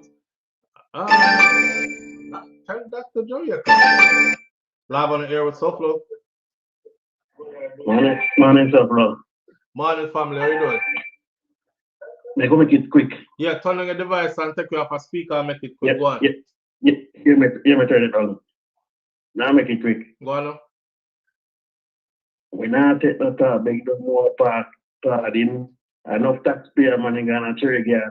Go on. All right, so all right. We not take no talk, beg no more pardon. Enough drugs money they are cherry garden. Enough taxpayer money gonna cherry garden. Live on the air with SouFLo. Good morning. Hello? Hi, SouFLo. Hey, family, how you doing? Hey, somebody said the other day, oh, free, what? Open chat Monday. But today Monday, no open chat, but I looks like I got it a little early. The chat open? Live. I couldn't come in, so I had to call. Why is the chat is open? Not on my end. That means you're not a subscriber. I am a SouFLo. Come on. It's open to subscribers, so you should be here. I am, but I can't come in. Oh, why? Since I'm off. Why? Come on now. It's Monday. But big up the chat, everybody. I'm listening. All right, then. Jamaicans, they're going to get what they vote for the bill. And the chopping, and them alone are chop. You understand? Sure. Now, just along. Big up on yourself. Manners. Y'all have a blessed week. All right, you too, fam. Bye. Yeah. Them a chop, but them alone a chop. Make sure you're on the right account. I don't know why she's not able to comment FIFA done. We're gonna move forward though with the topic. I really wanted to end by 11, but it doesn't look like that's gonna happen. Anyway, there's a situation that happened here. Let's close off this segment by saying this. That's somebody who always call in and know are good at it through this medium. So I don't know how she's not able to get into the chat. But and I don't think she would be one of those doing it. But when the chat started this morning, I said we're a funny set of people because as I was setting up the chat, you know, there's a part for us creators where you go to your algorithms and it tells you like how your subscription fluctuates. And what I realized was every time we do the free chat, right, a lot of people subscribe to the channel. And then as soon as the chat is done, they actually take the time to unsubscribe from the channel. So they only subscribe when it's time for them to get into the chat, when it's available for subscribers only. Used to be that I would, free Monday meant free Monday for everybody. Means you weren't a subscriber at all. You could still enjoy the show. You could still be in the comment section. And if you notice, when we were doing it like that, it would be like 1,000, 1,100, 12, 1,400 people in here. We've gone up to over 2,000 in here before. So as soon as one day Jerome suggested and said, SouFLo, how about you use the settings and set it to subscribers only when you go live? And I said, you know what? I don't think I could do that, but let me look in and see. And lo and behold, it was there. The option is there. So ever since I started using it, subscribers only, but free for subscribers only, that's why today you have names in black and names in green, right? That's what I said the algorithm. SouFLo heard that Daryl Vaz said that he is only around for the next 2 years because his wife lost her seat and he cannot anymore free money. No more, they're thieving from East Portland. Alison, I think Daryl Vaz already said that from before, but it wasn't because his wife lost her seat. In all fairness, coming up business if people are PNP or JLP, me just like truth.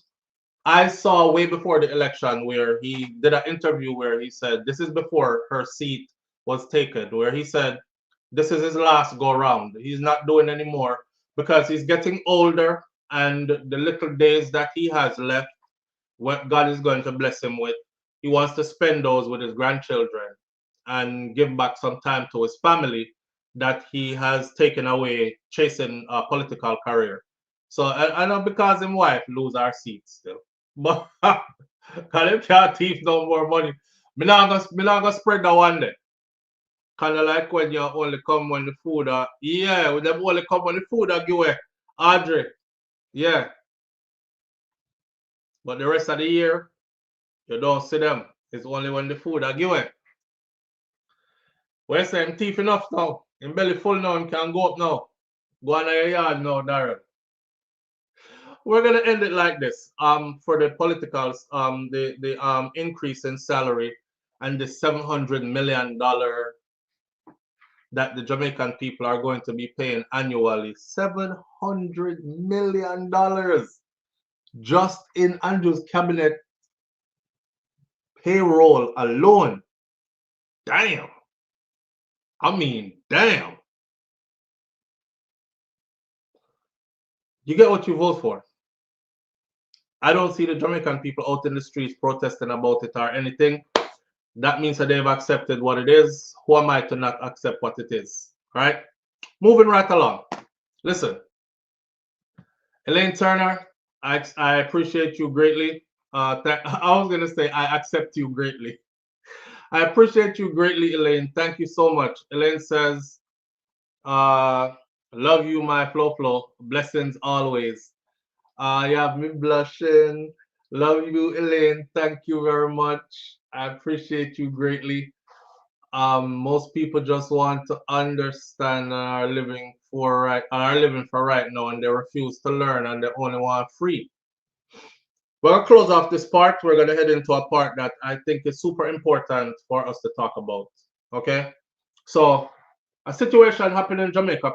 I saw the video, and the video was heartbreaking. This is what I'm trying to tell you all, that we have to advocate for the police them in Jamaica to wear them body camera, because they're murdering the youth them. And I want my Jamaican police officer them will follow me, and I know a lot of them do, because when I'm in Jamaica and driving around, I'm a regular person. If me speed, me get pulled over. It has happened before multiple times. I wasn't really trying to break the law. I was just doing a certain amount. Me not reckless driving, but me get pulled over or run into some roadblock where them set up and get checked, or have my run-ins, or even as soon as me land at the airport. You know, last time I was in Jamaica, as soon as I hit the airport, again, SouFLo, you're there. And it make me feel good. And I turn around and I see there's a police officer or two police officers stand up there with some big gun and them a ball out, SouFLo, you're there. Yeah, man, I say a word, everything good. And I say, yeah, man, everything good. I have a tall level of respect for law enforcement officials, right? And I gave you all this history already, from my dad to his dad. My grandfather is JCF, full career, how many years? They even sent him to the UK, where he was working in the UK for a while before representing Jamaica's Jamaica Constabulary Force, before he came back to Jamaica, still working as Jamaica Constabulary with Jamaica Constabulary Force as a police officer, as a detective then. Right, that's my father's father, and then my father is JDF, soldier, right? And then me, of course, I took on the military thing. It wasn't in Jamaica, but I understand what is required of a man to live this kind of life, or an individual, because woman serve too. So when I say that we need cameras and accountability, this doesn't come from a place of anti-law enforcement or anti-police. I want everybody to be on the same page and things to be accounted for. You know, this is the only way that the Jamaican people will start to actually really trust our law enforcement people. Can I say it already? I'll say it again. Most Jamaicans don't trust enough. I'm talking to JCF, JDF. Most Jamaicans don't trust enough. Me not care one putting on one headset. Most of the people do not trust you, and that's bad. Starting out there is bad. What can we do to improve the trust? We can start to actually be accountable and use all the methods that help us to be transparent and accountable, like body cameras. Like body cameras. So, Clarendon, Jamaica. I know, sir, Clarendon, me come from. Clarendon, Jamaica, right? I appreciate you greatly, the Diva, Unstoppable. Thank you so much. Clarendon, Jamaica is where I'm from. Watch this. The family of a 22-year-old young man was killed in Cherry Tree Lane in Clarendon on Monday, and they plan to lead a protest in response to the death of the youngster, whom police say, same old story. He was armed and they got into a fatal confrontation. Remember when Mr. Tone said, me not understand, all of a sudden, over 300 people them kill already, you know, for the year, you know, the police them at Jamaica, you know.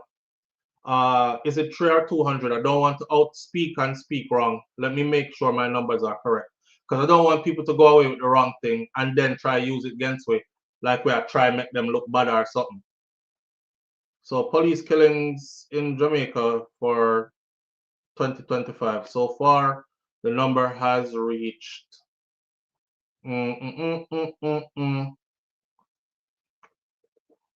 well, there's a 152% increase, blah blah blah. Why they always give us statistics? As of May, let's put it this way.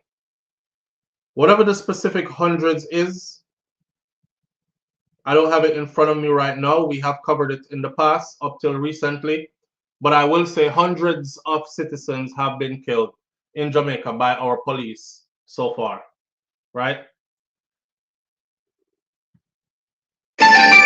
This hold on there, caller. Hold on there. Let me go through this. May I have to go through this first.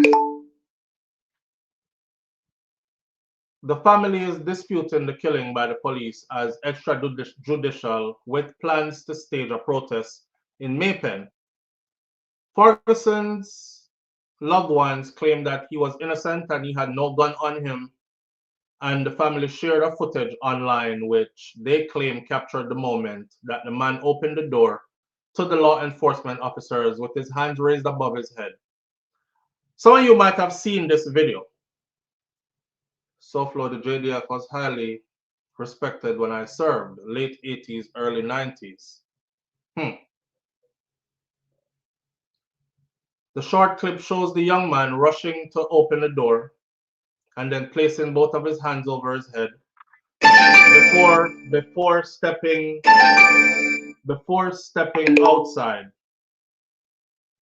Let me tell you what the video showed, because I saw the video. Okay, because they're from Clarendon and they're staging a protest in Maypen. What I saw on that video was a young man that ran to the door as if I was laughing at first because I didn't know what the clip was about. I say, I bet I want to carry some front come game. That's what I said. I'm sharing my private thoughts with you. I bet you some carry some front come game. Because the way how he ran to the door excited and bust up in the door, if that youth was a gunman, him wouldn't open the door, so. Especially knowing that police was there and he was armed, he would not have opened the door like that. The youth opened the door. You can see it on video, right? I guess they didn't know that there was a video camera in that house.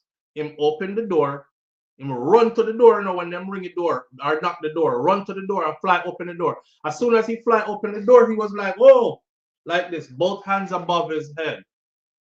As he put both hands above his head, a police officer with a rifle pushed him out the way and went into the house. The police officer just pushed him. If he was armed with both hands above his head, why would you push him out the way and go into the house?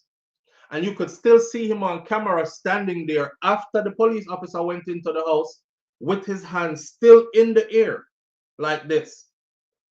I'm encouraging the family to release the rest of the video of what happened. But the police account is that they went to an address, they knocked on the door, they were met by him and he was armed, and they got into an armed confrontation and he was shot dead.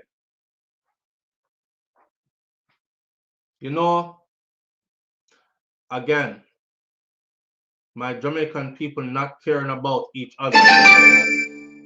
Not caring about each other. Everybody self-righteous until it hits your doorstep, right? I've been saying this for the longest, man. You're gonna wait till it's you or your own family members, and then you're gonna ball out and nobody is gonna ball out with you. You heard me? I saw the amount of killings that have been going on this year by the Jamaica Constabulary Force, and every one of them, you can follow them on Instagram, where you will see the comment section. And for all the comment section, 95% of the people them kill some more of them squaddy. Good job. Get rid of the waste man them. Nobody says some accountability. What happened exactly?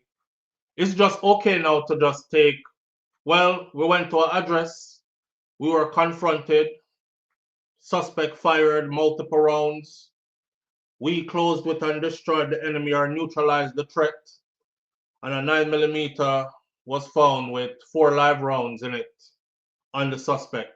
Closed. End of story. Next. Me say unless the Jamaican youth them drink mad puss piss for 2025 and everybody just mad out and say this year enough. Me run out pan police guns blazing this year enough. Cause it never happened last year. It never happened the year before that. You would get 1 and 2 killed in police confrontation. But this year, 2025, hundreds leading up to election were killed by our Jamaica Constabulary Force. And the people are backing it. You would have think that, but now I've come to realize that Jamaican people don't even know what's good for them. They will kill somebody who is actually speaking up for their rights.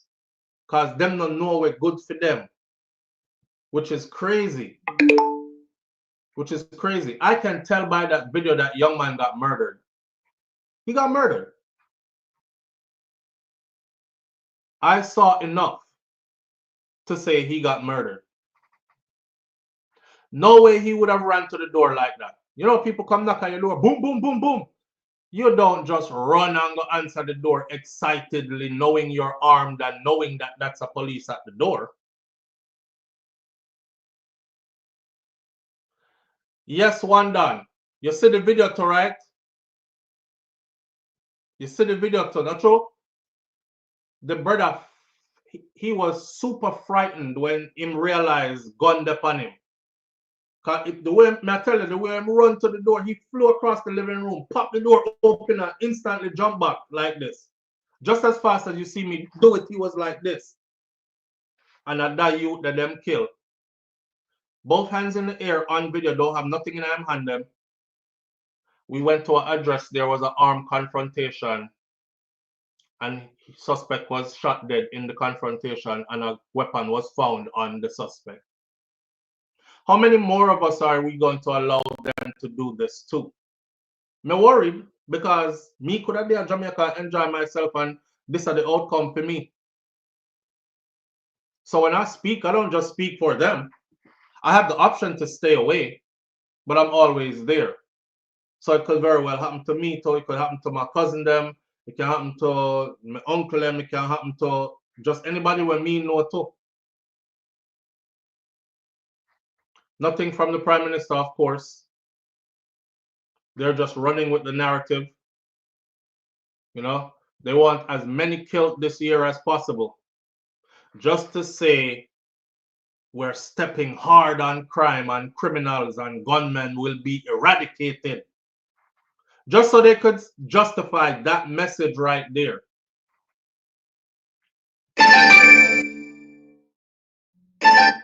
Live on the air with SouFLo. Good morning. Oh. Yeah, man, you don't go SouFLo. Straight murder, straight murder. You see the video, bro? Yeah, man, I see the video, man. And a regular thing will happen, a good thing that the camera did, bad things that he was in life. Yes, I say? But a good thing the camera was around because of what them do all the time. Them wicked, man. Yeah, man, because as we rightly said, family member, but the question is now, what are we going to do about this? Because something needs to be done. That's the real question. I mean, we Jamaican, if we just come together and get something needs to be done because these men need to be prosecuted. Because a murder, straight up murder. We're not supposed to just make it slide. We see it. Evidence is there, so what we do about it? Okay, let me tell you something, right? Mm-hmm. People wonder why I kept saying over the years, I can't stand Paula Llewellyn. Paula Llewellyn recently retired, walked away from her office, and said, good riddance. I actually put up a comment that said, good riddance and justice for Kentucky Kid and justice for Kajil Mays. Them two named it, right? Many more. Many more. Exactly. So enough people don't know this. You see these prosecutors like Paul Llewellyn them, they were there to do exactly that. To make sure that them people can kill like this and get away with it. Bro, what are we going to do? The answer is probably nothing. Until all the people unite and rise up in a sense where we demand that body cameras be used and held accountable for them not turning it on when them going to confrontations or whatever. And we need video footage of every confrontation between law enforcement and civilians. If Jamaica don't get on that page there, and those hundreds more are gonna get killed. Right there and then, we are men, and we both have sons, nieces, nephews, so we know how that goes. You can't just murder a man just so. So at the end of the day, suppose you for defending himself at the end of the day. You talk about you run on from the youth like some boy shoot out. If I shoot out, you can't enter, because shut up, go through the front door first. But the thing is, we've seen it from videos and nothing no go so. Their account of what happened, we saw video that is not how it went. So right there alone, them caught up already. Them man, they be charged for murder immediately. Where is the public prosecution in Jamaica? Right away. They have to strip, move from frontline duty, immediately lock them down. Immediately. Once that video showed that what they said on the circle, them should have been removed immediately. Pending further no hesitation. Blah blah blah, but immediately. I mean, can't stand with Jamaican people and they let them glorify somebody getting hurt and they don't understand say I you see them one.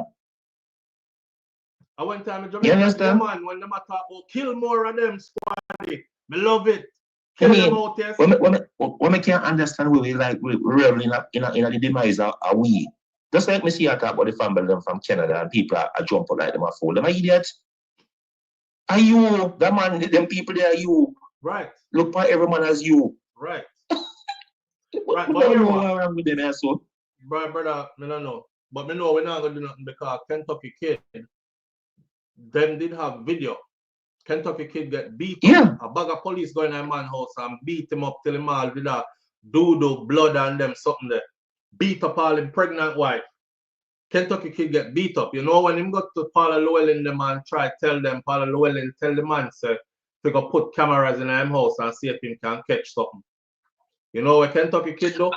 He make videos, put them on YouTube. Him say, if anything happen to me, is them doing it. Them tell me. So if I put camera in my house, so I'm stringing the cameras up now. And the brother string up the camera them in him house. And we sit down and watch the police them running in him house at Jamaica and beat up him and his wife again, you know. And him turn over them videotape that to Paula Llewellyn, you know. And Paula Llewellyn them said, well, no further charges because we can't recognize the individuals who came and stormed into his house with the guns and beat him up and beat up his wife. Me see the video and he can tell you who do it. And she let everybody will do it. And the question to my fellow Jamaicans, how can we hug up such corruption? That's the reason I don't like this PMO in a power right now. In too much corruption. That's the reason I can't like him. Because this is not protecting the regular folks.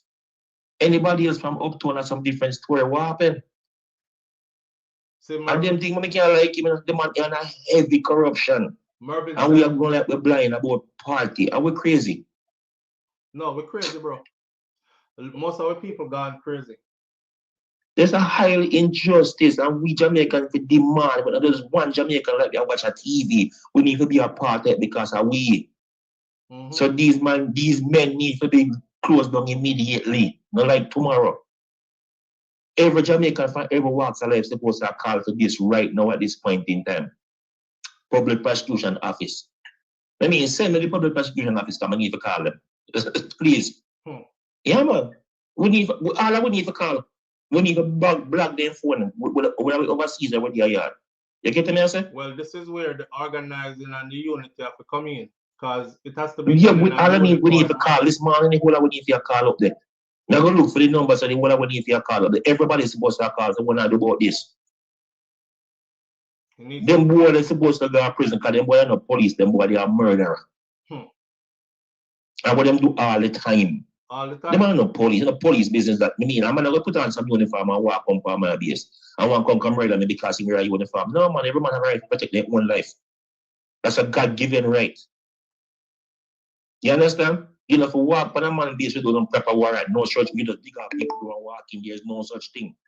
Either the procedure work for all or work for none. Me hear Bruce Gold inside already. So no boy can run in on base as them feel like them can show proper identification. So how eventually that happen to the regular man? And we the regular people are can't do such bullshit.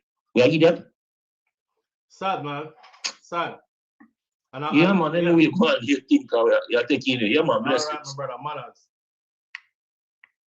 Listen, Mervin says, I saw the video and I thought it was someone else who was killed when the young man opened the door. Now, when I saw the video yesterday too, and then I saw the headline after that said that the young man was killed, that I was like, okay, so then probably killed somebody else, not him, because it definitely can't be him, because if he ran to the door with both hands empty, he opened the door, both hands empty, raised him hand up in the air, empty, And him never ever want no shirt. And I like say him about long clothes where could have cover up one gun or nothing.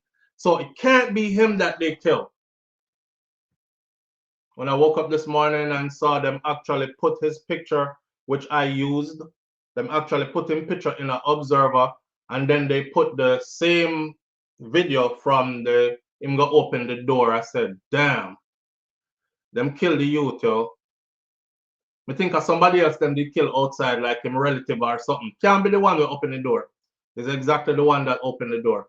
If that youth did have no gun and no intention to fight on like that with gun, he would not have ran to the door and answered the door like that. Him answer the door like his girlfriend did not come over my house and him excited or something. Live on the air with SouFLo. Good morning. Morning, good morning. Morning, How are family. you doing? I'm good. What's going on? Yeah, man, you sound good. Talk to it. Yeah, man. All right, help me. Me have because Alzheimer's and no disrespect to nobody. When they came for the Jews, the next person said nothing. When they came for each other man, the other country, the other set of people, the next set of people said, help me no man, that's me tell already say me have Alzheimer's. When they came for that other set of people, the next group of people not say nothing. I know what you say. But that's what I say all the time. Like our people them don't so this recognize is what's happening now. until they come for them or until it they is come on for their them doorstep. when it's going to be too late. Right. It has to be their brother or their uncle or their father or their yeah. If I not feed them directly, most of the people them don't care. All right. So 10 March for this one. The next one say me now March because me think say went bad and police wouldn't go in yard. So when see them happen now, nobody no support them. So 10 support them, 5 support us. So we are not in unity. Yeah. So it's going to happen to all of us. Yes, absolutely. No, and that's scary. I saw that long time ago, because when they go tell us what you're doing in the presence of a gunman, you know, I know presence of no gunman in your yard, you know. That was the young man that the police go in and house or put him on the toilet seat and kill him and go tell like on media and say what is he doing in the presence of a one gunman? 2 separate yards. Yes. And me tell you, so the Sunday I got church, I put on my Bible and I did middle of the road, take off my packet and go black the road. Because we know that youth was only missing 2 wings to fly. That's the only mistake we could have tell us God make. You understand me? Because that youth don't even smoke but himself ganja. What's wrong about that? But SouFLo, too late. I'm gonna be all over crying. We're not seeing it, we're not waking up. The coffee in our nose and we're not smelling. The liquid with it, and we not do nothing. But this can't pass. These things cannot pass too much for too long. We supporting you, but you're not supporting yourself. So what we must do? That's the question what me want to ask, you know. We are supporting, we are speaking up for you. So the police must have cameras. But yet still, you that say the police not have no camera. And when you come and see your yard, you want to ask where the camera in there. Look here. Oh boy. Look here. Go and talk. Maybe I don't listen. Bye bye.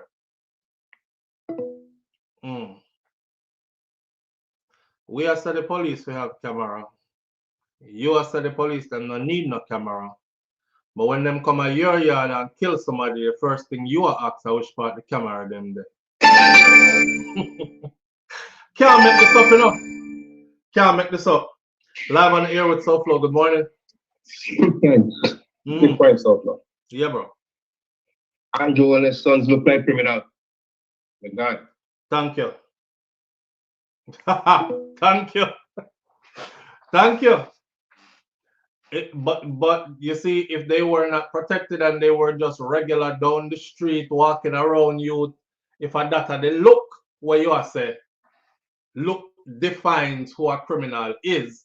Because if you look at the 21-year-old Jamar Ferguson, the youth of them killed that ran to the door, Andrew's son don't look no different. They just saw when they were getting sworn in and his son will have the dreads or the braids or whatever I'm having, I'm here. Him have the hair, you know, and thing. Him not look no different from this youth, you know. The youth didn't have nothing in his hand. That's the problem for me. The problem for me is that we can all see he didn't have anything in his hand. The thing about it, and we can all see from the little piece of video that he kept his hands in the air.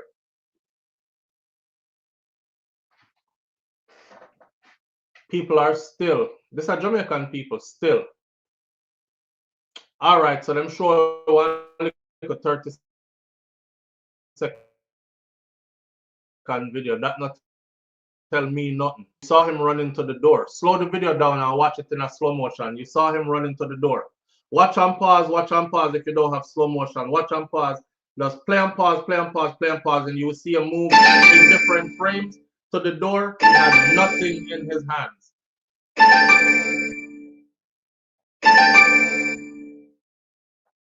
Live on the air with SouFLo. Good morning. SouFLo. Morning, how you doing? Morning, my brother. How you doing? Well, if you cut me in, I'm going to see nothing I run out of me out. Remember, recently, I called you and tell you, to Jamaica. And I said some things which I wanted to retract it because I thought showing it out in the public domain without proof would be wise. Right. It would be irresponsible. But SouFLo, is that one, yeah? Remember I told you Dr. Chang, he's a medical doctor. And when he was given his ministry for which he was qualified, he was a disaster. We saw what happened at the Corner Regional Hospital, and now he can't done.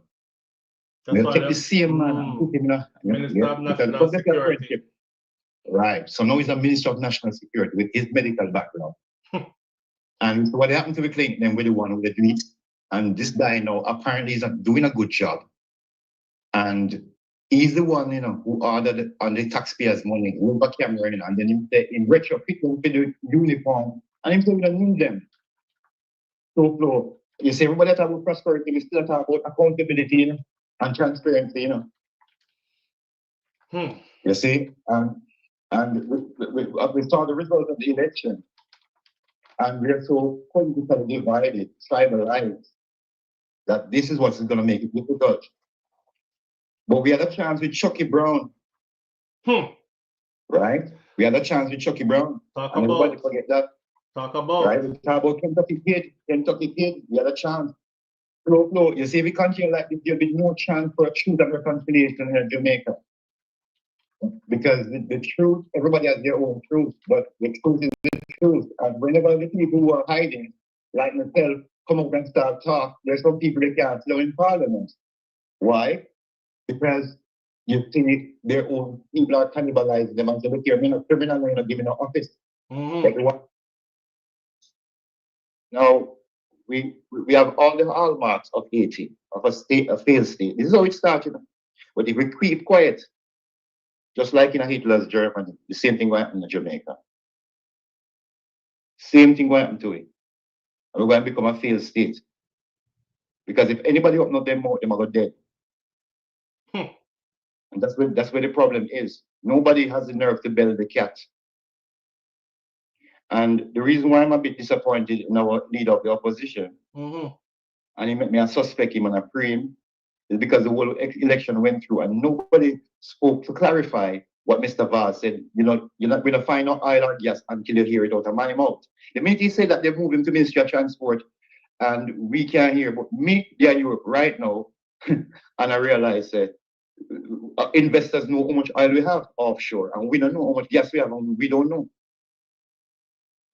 Now, let me go with this, Anyway, big oil and big gas come in, You see what happened to the people, Remember what's happening in Haiti? It was Bahamas was like that, and Las Vegas was like that, and they cleaned it up, So what's coming to Jamaica is going to be something which we Jamaicans won't be able to live in that place, one, and two, join with the gentrification.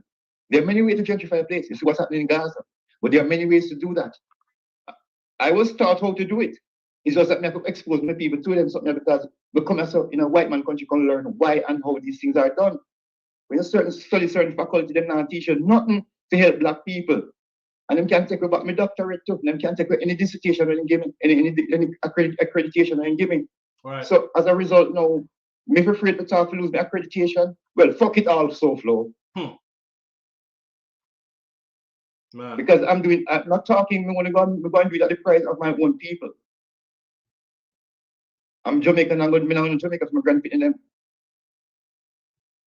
And all of you have to start thinking that way now. We have nothing to do with PNP or GLP. Technically, you know, there are countries we have more divide than Jamaica. Me live in one country for years where them speak many different languages, and the language don't make no difference. I don't know what my next door neighbor votes. Because nobody now wear no red, no green, no pink. That means when AFD take over Germany, I don't know which neighbor is my fascist neighbor who voted for that party. Right. And in Jamaica, we do it the other way around. So because it depends the color today, tomorrow you can't come out and say cry shame on your politician who is representing you. We're in trouble, man. We're in deep trouble. Just imagine if somebody knows if my Zulu, or if my Ashanti, or if my Yoruba, or whatever, you know how much divide now would have then put Christianity and Muslim and everything in the damn mix. I have countries of all of these divides, 60 odd languages, and they still live peaceful and coexist. There are powers at play, SouFLo. Yeah. Yeah. And if they might get $10,000 from Germany for each person when they deport, why do people just get dumped on the streets so we don't know what they're going to deport to them? England give them money, America, everybody give them money, and them not. So there's a reason for this. You're not building no school, you're building prison. That means you're creating an overflow basin for the lower class of society, and then the elite, they will replace themselves with their own children. Colonel Charles Jr., should I show you more parallels? You soon hear about the Holnesses too, if we don't nip it in the bud. And then you're going to have some very pervert people that are going to take over Jamaica at the end of the day and now recognize your beautiful land you love. It's a plan, SouFLo. All right, my brother. It's a plan to gentrify our country, and especially young people when they don't have no work for. But you kill them off because you don't have no program for them. And the youth don't even feel a sense of belonging. So when people don't have no sense of belonging, terrible things will happen. But what do you say about the boy and everybody with the police them kill is extrajudicial. But if look here now, SouFLo, this is just one of many. We have to wake up to this. If we don't wake up to the world, I look on this, you know. We get called from Namibia, Botswana, South Africa about this situation. So, and like yesterday, we could have hide it. We have social media. What do you say about the Jamaicans who are actually supporting this? Because that's a part of the problem.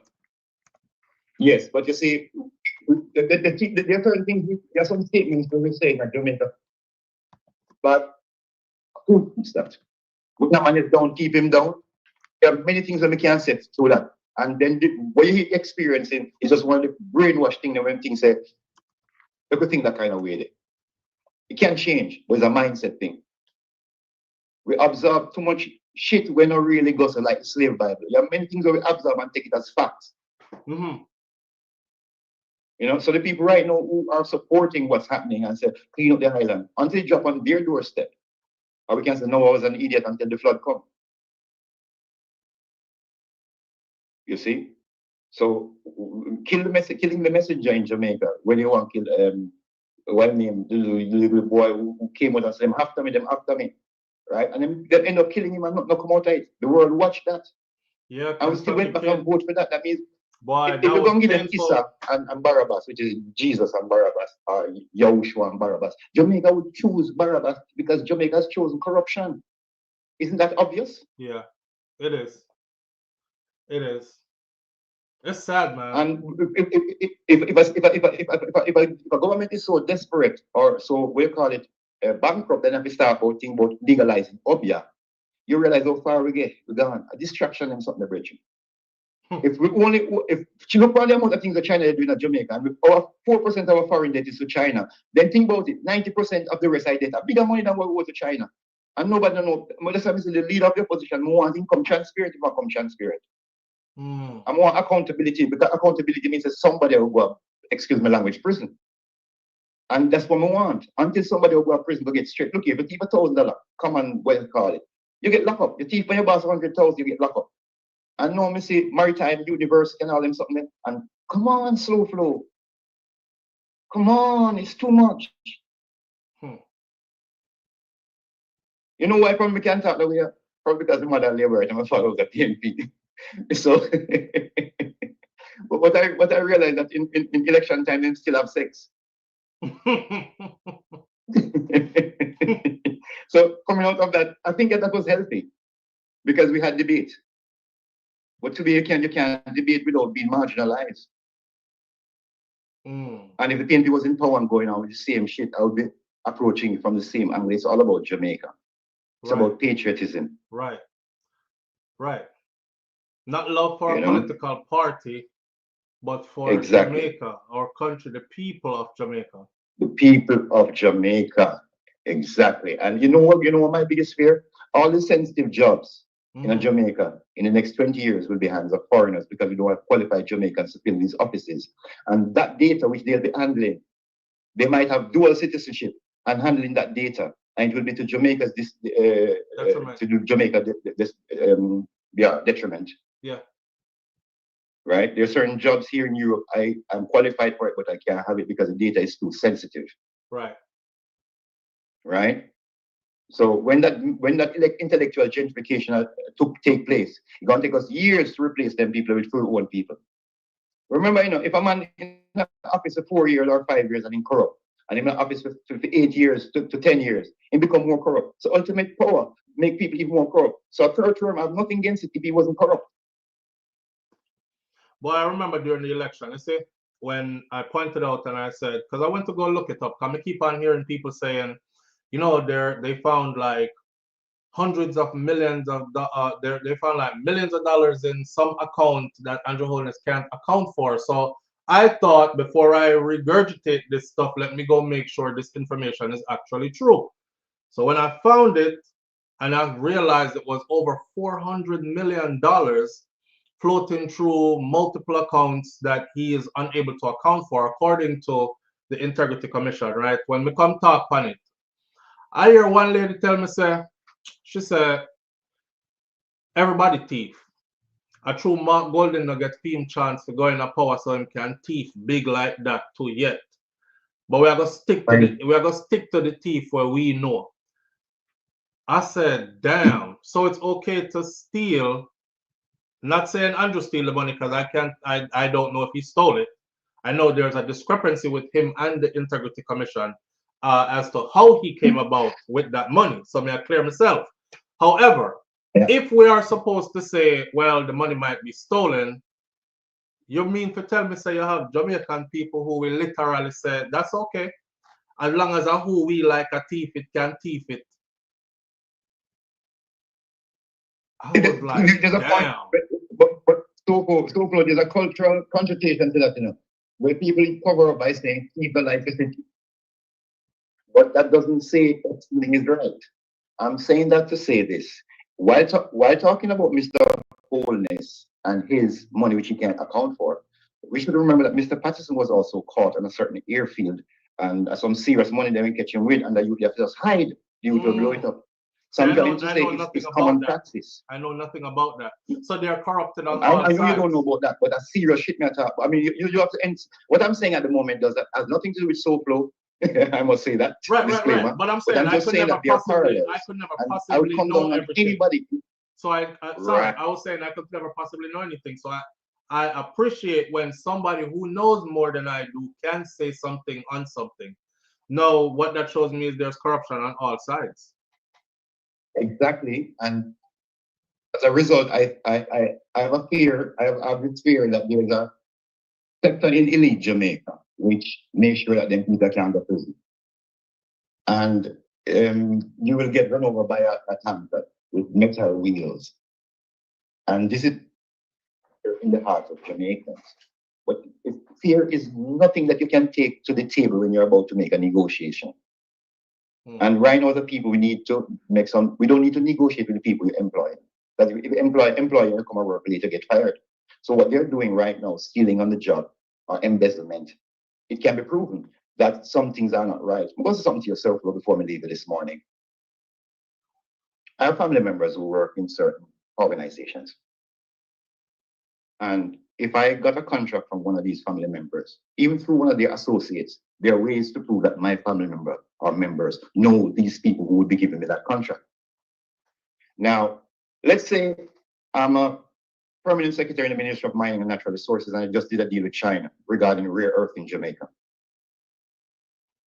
On the paper, the deal is transparent, but you don't know which offshore account, whether it's the Cayman or the Panama Papers, it could be even Liechtenstein, because people think about Switzerland, but most of the money from the real top of the top is hidden in Liechtenstein. Some people don't know where this place exists in Europe. It's a country for itself, a small little principality, but richer than many, many countries in the world. I'm saying that to say this.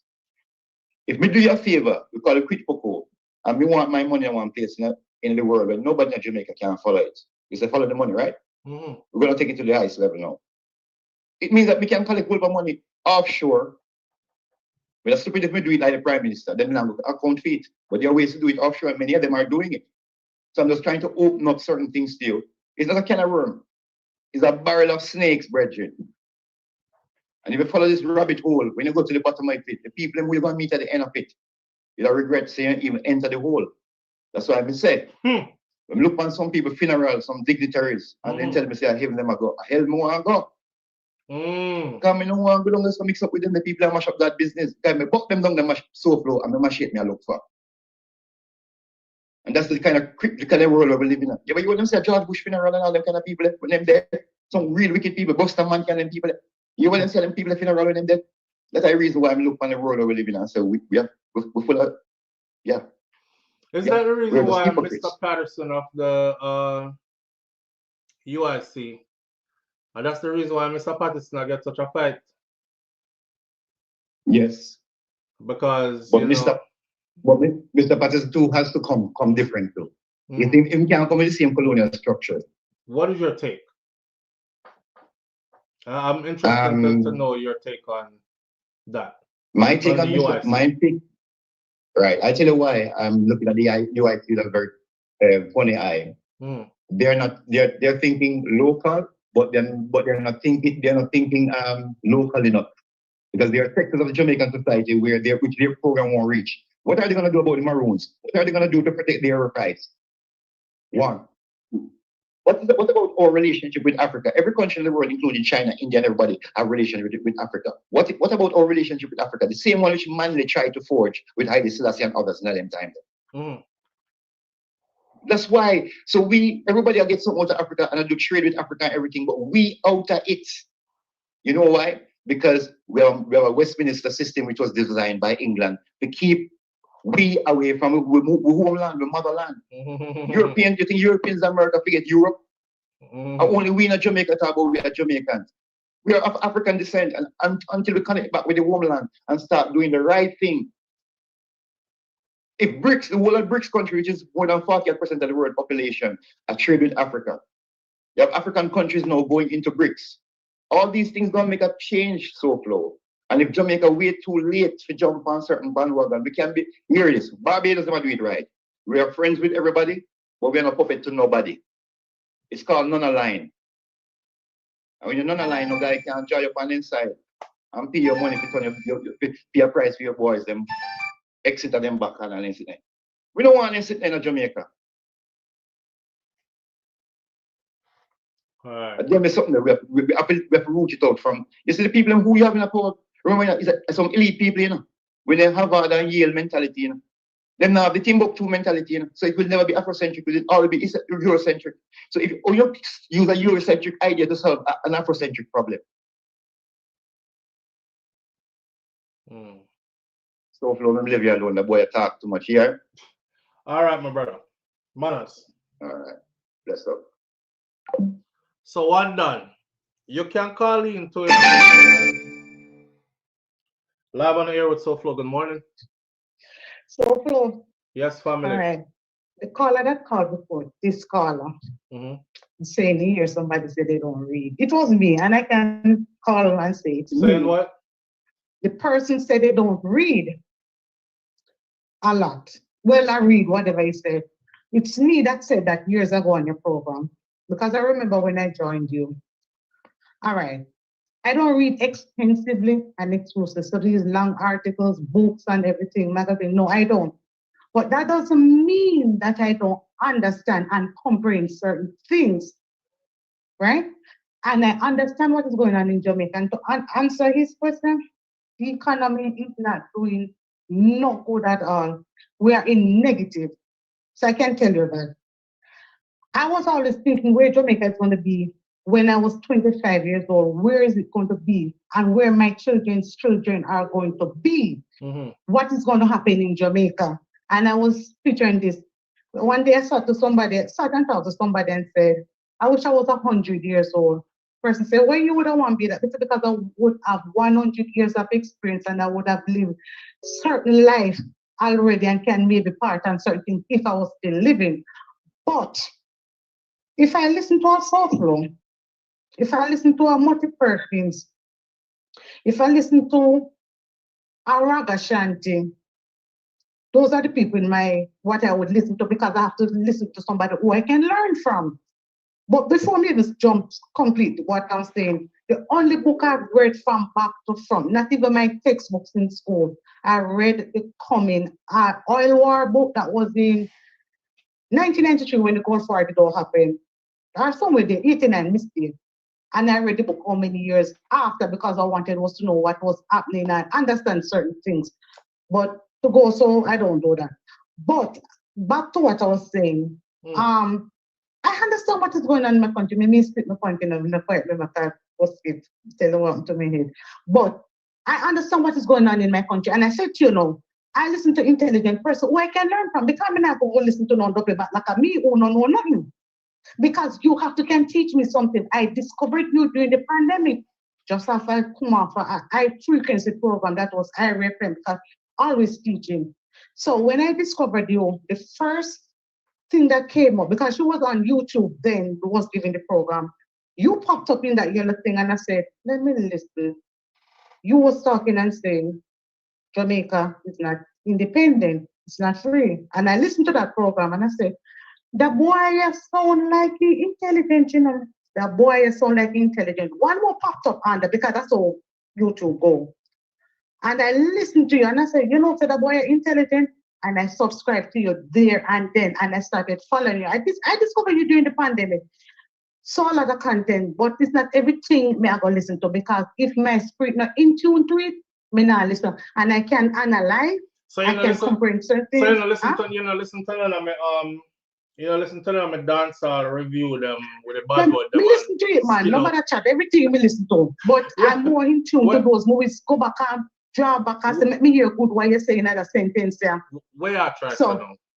No, so I'm trying to say to the person because they say the person don't read. Yes, I don't read long articles and stuff like that. I don't think he was talking about one person though. He was talking about... I think it was honestly me pick up that and when it said me say, well, I pop up, but nobody don't know me whatever the thing is. But what I'm saying, that doesn't mean you don't read exclusive and extensively, you don't understand what is going on, and you're not able to can analyze certain things for yourself and comprehend what's going on. You understand what I'm saying to you? All right, here what? Because I do that. Not me, I hear you. No, not to cut you, but we are straight from the topic of the young man that got killed. And gone into you taking something personal. So we're talking about the young man that get killed. All right. Go back to that man and look here. Many of the young youths that day, one thing where the police them always say, my colleagues and I nearly get shot. I will ask him going if you have ever seen a bullet coming close to your face yet. All right.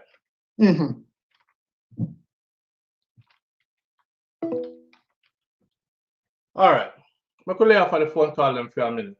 I know caller carry me go past Sanguinetti and down round Albert Square just now. We were going through it. I was trying to ride along, but I didn't, I wasn't arriving at the destination. I could hold off on the phone call them. No more phone call for a minute. Following for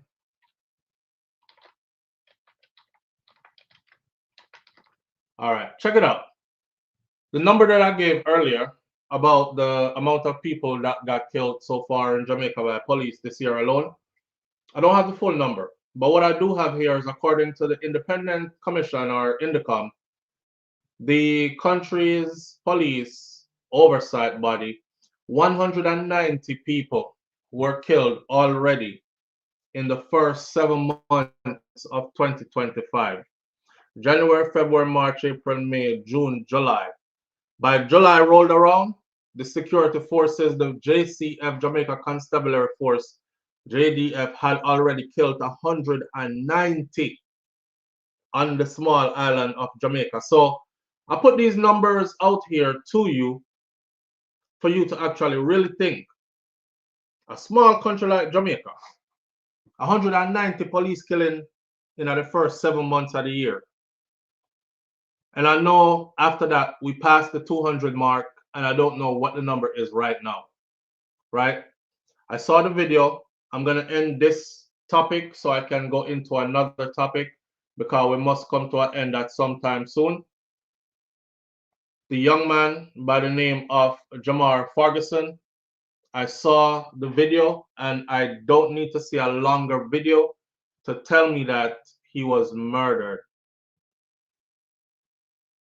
I don't need to see a longer video to tell me say him get murdered. Now, what we're having in Jamaica is, I don't know if we have police officers, I don't know if we have law enforcement personnel who might be suffering from high levels of PTSD. I don't know if we have,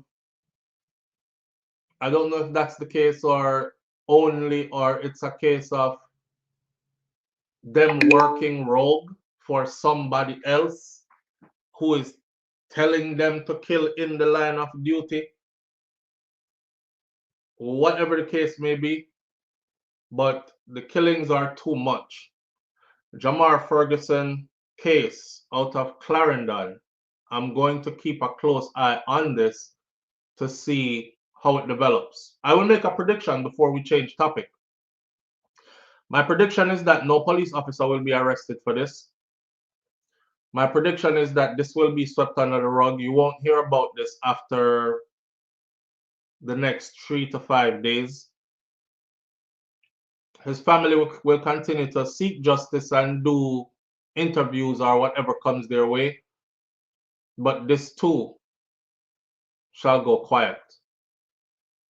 That's my prediction. Now watch and see if what I said isn't true. And it's sad because this is not a case where we can say, I bet say my dog will say him a did good boy.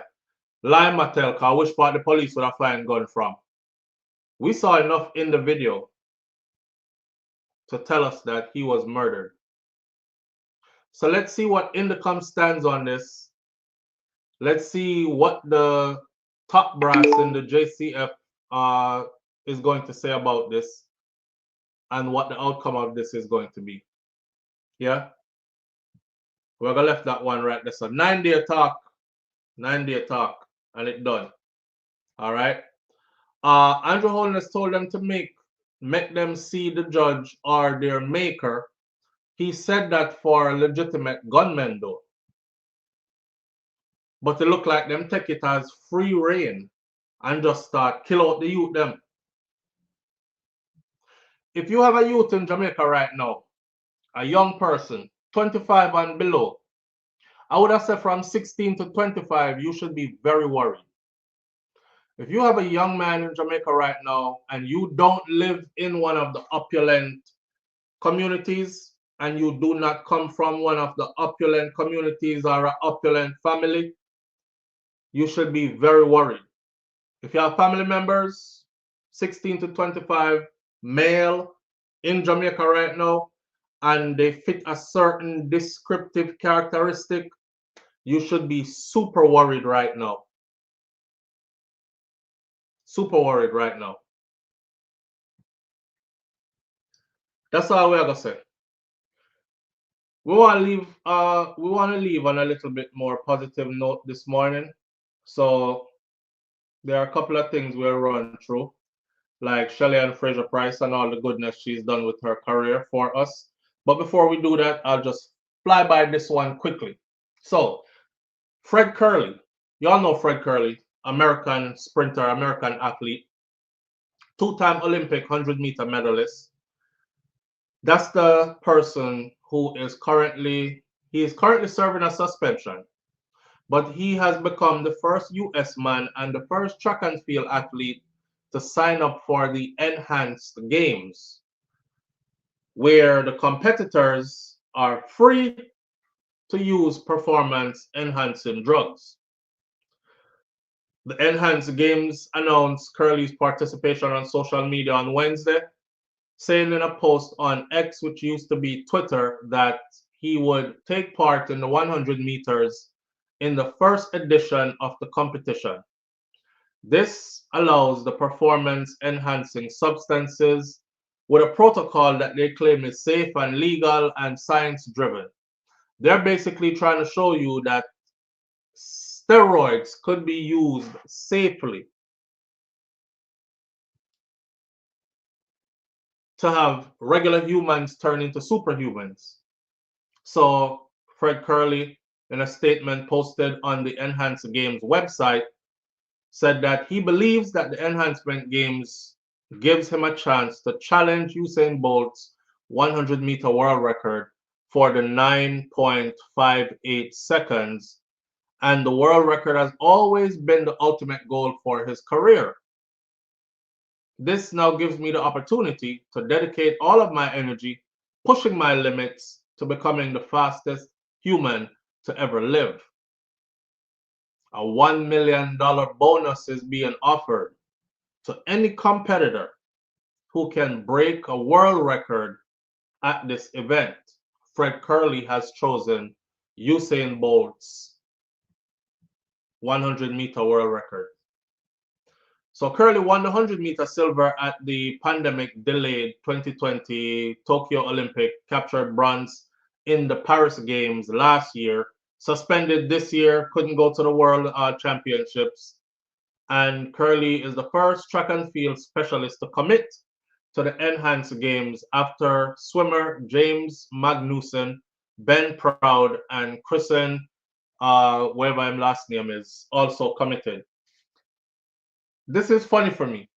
The reason why it's funny to me is you couldn't break the man record without drugs, but they don't care about drugs or not. They only care about who is the fastest man to ever live. And he wants to be the fastest man to ever live, and he has to break Usain record to get through it. We're going to leave that one right there. So, hey, big up to Usain Bolt, because what you did, the rest of them are still trying to do and can't do it, and are now resorting to using and accepting drugs enhancement to help them to break your record that you did with your natural God-given skills, talent, and your diet of, yellow yam and them kind of sitting there. Did y'all see when Usain was training? There's a video on YouTube of Usain's training, a couple of them, but you should watch through those videos. He kept it super authentic. There's a point when Usain didn't even want to be in no foreign country for a lot of reasons. The climate, like if he's in a room, he won't turn on the AC because in our room and get cold with artificial air. There's a lot that goes into this. He opened up all the windows in the house and run the ceiling fan them, and that's about it. And Jamaica hot this time of year, and the man I walk around the house just a sweat, but it's natural, right? And then outside, he's running in the swimming pool, the pool that he had at the house, and then on the side of that, in bringing them a roast yam and jerking chicken on the grill. So between the roast yam and the dry jerk chicken on the grill and all that, it had a lot of them wondering what was that he was eating. Is that contributing to his dominance? I don't know if a lot of you know the story. When he did an interview, they asked him, and he said a part of it is yellow yam. And they flew down to Jamaica and found yellow yam and flew yellow yam from Jamaica. They didn't even want the yellow yam from overseas. They didn't want the yellow yam that was grown overseas. They didn't want the yellow yam that was imported overseas. They flew to Jamaica and got yellow yam from Jamaica and flew it to the US and brought it to their science labs. And guess what they found? Guess what them find? Jamaica, them come a your place, our place, dig up yellow yam out of the ground, carry it, come back apart, carry it in them science lab. Guess what they found? They found that the yellow yam sure as hell got a lot to do with it, with Jamaica's dominance in athletics. Yellow yam, just yellow yam. It was also in the same report that they said the nutrients that you get from that yellow yam, it only lasts so long in the yellow yam after the yam is taken out of the earth. So you see the people them, and that's another reason why you eat yellow yam. Where Jerome there? This is for him. That's another reason why when you eat yellow yam and them something there, because some people are like, me not have to go to Jamaica for that. Me have green banana in my backyard of Florida. My cousin have one ackee tree down the road, down at West Palm Beach. My brother up at upstate New York, him plant yellow yam in a feed backyard and we get yellow yam from him. It's not the same. Their scientists told us that it's not the same. That's where I got it from. It's not the same because all the nutrients leave that food within a couple of hours of the food being removed from the earth or attachments to the earth. So people them where they are Jamaica now. Remember me telling us every time we go to Jamaica when we eat a plate of food, and this is no lie. This is me realizing what my body was doing and felt like sharing it with everybody else. When I'm in Jamaica and I eat a plate of food, I get a stiffy for no reason. No reason. I'm not thinking about sex or nothing. We just eat a plate of food and then I drive down the road and next thing we know, would turn up for no reason. And I'm like, this is weird because I don't feel this in the US when I eat food. Which is another reason why I try my best to go back to Jamaica as much as I can because you have to replenish. You know what I mean? It'd be a foolishness. So even if we stay close to our diet here, I go to the food store down here and I get piece of yellow yam and a bag of potato and I say some ackee and saltfish. My ackee might come from Jamaica, but that's about it. The yellow yam from somewhere else. The new, even if it comes straight from Jamaica, the nutrients left it a long time ago. We're just eating yellow yam just to say me eat some yellow yam today. But you have absolutely no nutrients left in it by the time you take it off the shelf in the US. That's crazy. So big up to both, man. A real son of the earth. You know, he's in a position now to get back his money. I see somebody was asking about his money earlier. Bolt is now the ambassador for our tourism industry. So him gone. He's now rubbing elbows. If you look up this job description of what is required, he is now among those suit and tie guys, rub elbows, be in skyboxes and not officiating, but overseeing and meeting and all the delegations and this, that, and the other. That both duty that now. So he's all right. Don't worry about the money. I think he'll be all right. He's going to make that money back regardless. He's been put in a position to get back that money there. But he is truly a son of the earth. And to see them now legalizing steroids for somebody to use it just to try to break his world record should tell you the kind of feat that he accomplished. You're bad like that. Bad like that. He's not going to be recognized as the fastest man by the athletic league, but he will probably be recognized as the fastest man in other areas. The strongest man in the world that recently passed away, he was on steroids for a long time and he told everybody, send it up on steroids. And he looked to me like he was going to die, especially when I found out his age. He was in his 20s and his face aged like he was about in his 50s maybe, but he had a huge body that was cut up and big and buff, and he died. The poor little heart couldn't take all that. But he wanted to be the strongest man that ever lived. And he did that, you know. Juliet said, I have yellow yam, banana, pineapple, soursop, papaya, mango, and akis. Give thanks to the Most High. Yeah. Where you have them, Juliet? Which part of them with all that? PG, big up yourself. PG says, I bought a piece of yellow yam at the Falmouth market and it didn't turn brown or black when I peel it. The real deal. Don't you notice how the yellow yam stay up here? As soon as you cut it off and peel it and use a little piece, by the time you look back around like this, the yam turn black. or it turn brown or something, you have to slice that part there up.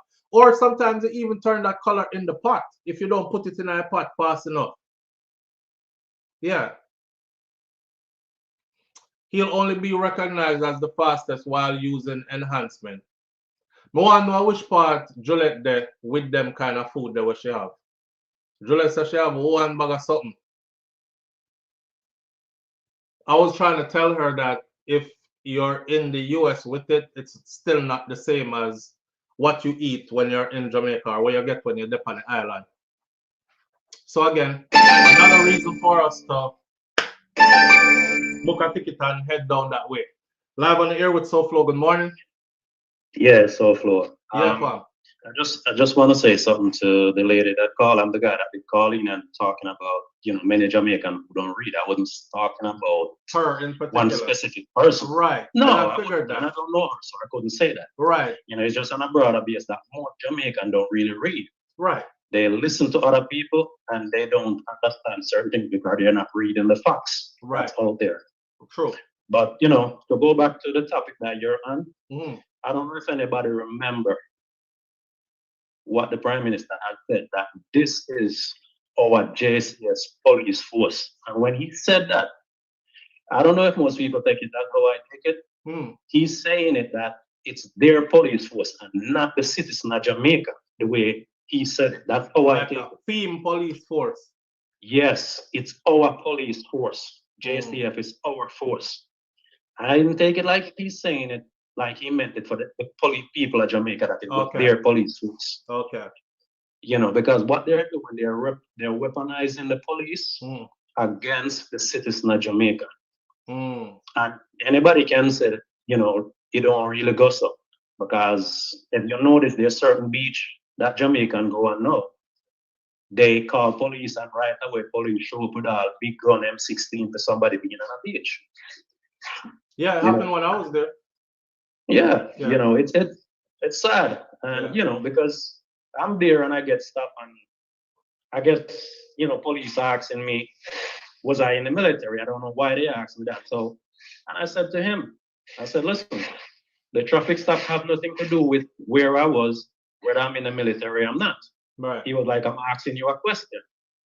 And I said, what I do and what I'm doing don't concern you as long as it's in the confinement of the law. Okay. And as for that video, that's straight up murder, my brother. You seen the video too? Yeah, man, it's straight up murder. I agree. All right, bro. And honestly, if it continue like this, it's gonna put Jamaica in a place where people don't want it to be. I'm not preaching violence, but people are gonna retaliate against the police. It's gonna start if it continue like this, and it's gonna be bad for everybody. I agree. Agree. And for the lady, I'm sorry if you think that I was talking about you, but I wasn't. My apologies if you feel that way. All right, bro. All right. Manners. Like I said, he wasn't talking about her. He was just speaking in general. Like, they put it in a book. So, you know, we don't read. Most of the people them don't read. Where's the caller we get it? She was taking it personal. No need for that. Right. Right. He apologized. He just said, if you think it's you, then I apologize. All right. People very sensitive or whatever. Or she thought it was her. Anyway, moving right along. Back to the food.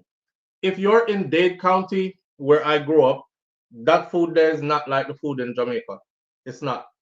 It has something to do with the soil and Jamaica being what they call a hydroponic island, which I didn't know either until I was watching a documentary about them studying the marijuana in Jamaica, and that these people who grow herbs that are way more powerful and potent than the average or regular herb, them grow it hydroponic, right?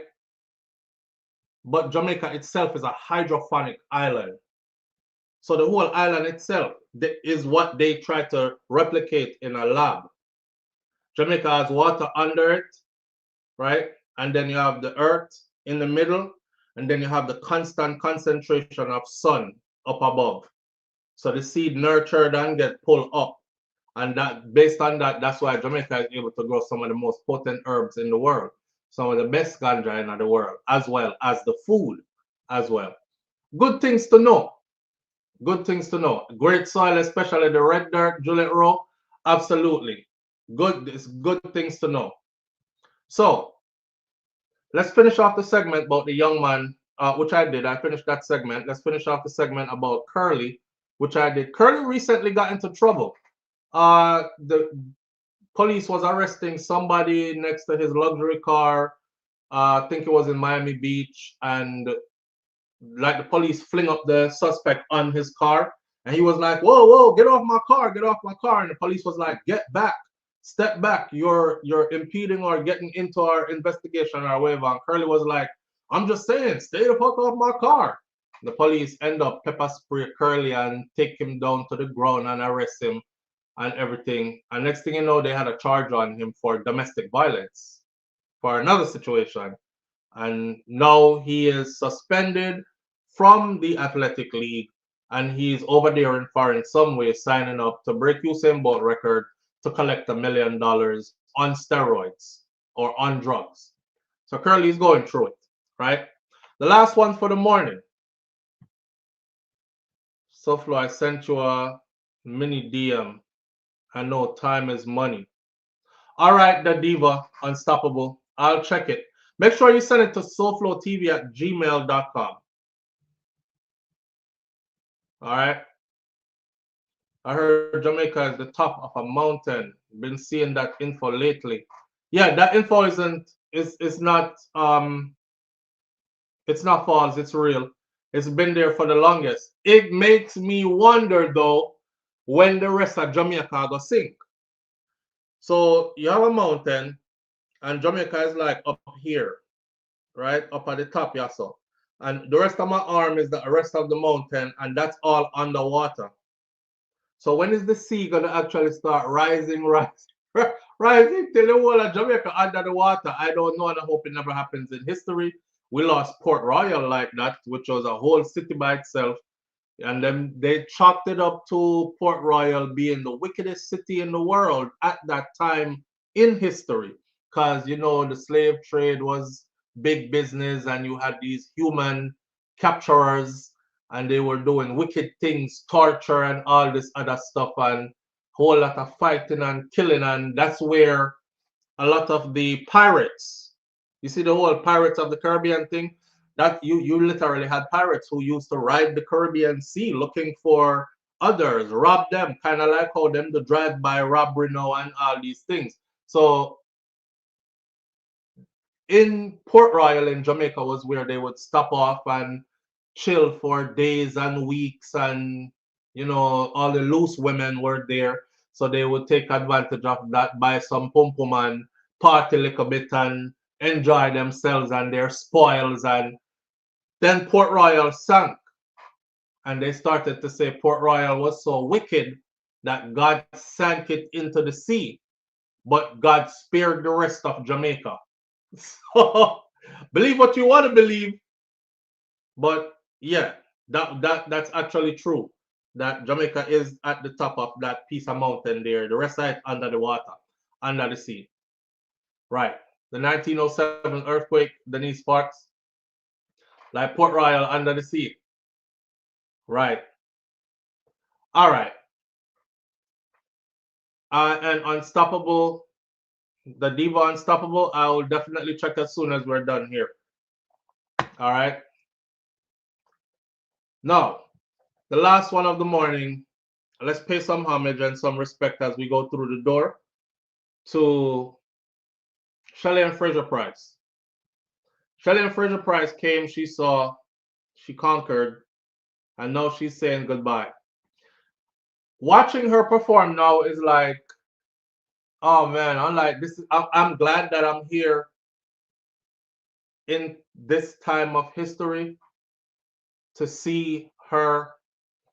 I've been here to watch all of Shelley's career. I was here from the beginning, and I'm here for the end of it. To see such a super athlete, to know that she's one of ours, and to see how well she represented us. Shelley never sell out She could have sold out. I'm sure she could have went and go run for America for an extra 10 million US a year or 20 million US a year or whatever else. She never did that. She stayed true and loyal to the thing for the whole time. It was Jamaica all the way. I'm not even looking at a picture of Shelly Ann, and I could tell you the kind of things about her that she set trend for. The hairstyle, them, the colors in the hair. The fact that she was so small, but yet so powerful. Just her personality. I've never seen Shelly Ann Fraser-Pryce mad, upset, cursing, tell some people to run up under them mama. She's always been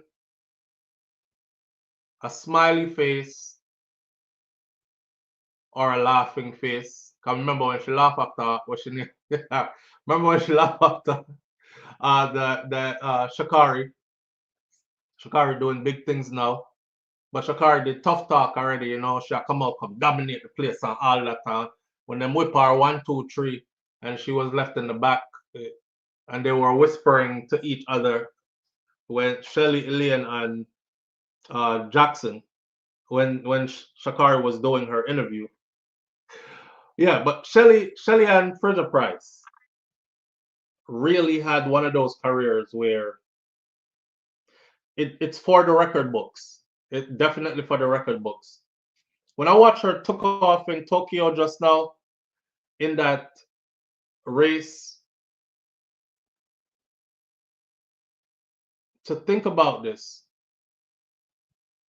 In 2007, unknown and uncertain, 20-year-old Shelly Ann Fraser-Pryce anchored Jamaica's 4x1 team at the World Athletic Championships in Osaka, Japan. In the heats, after receiving the baton as a reserve, she was a backup, and she got that baton as a reserve, and the rest is history. Here we are, 18 years later in Tokyo.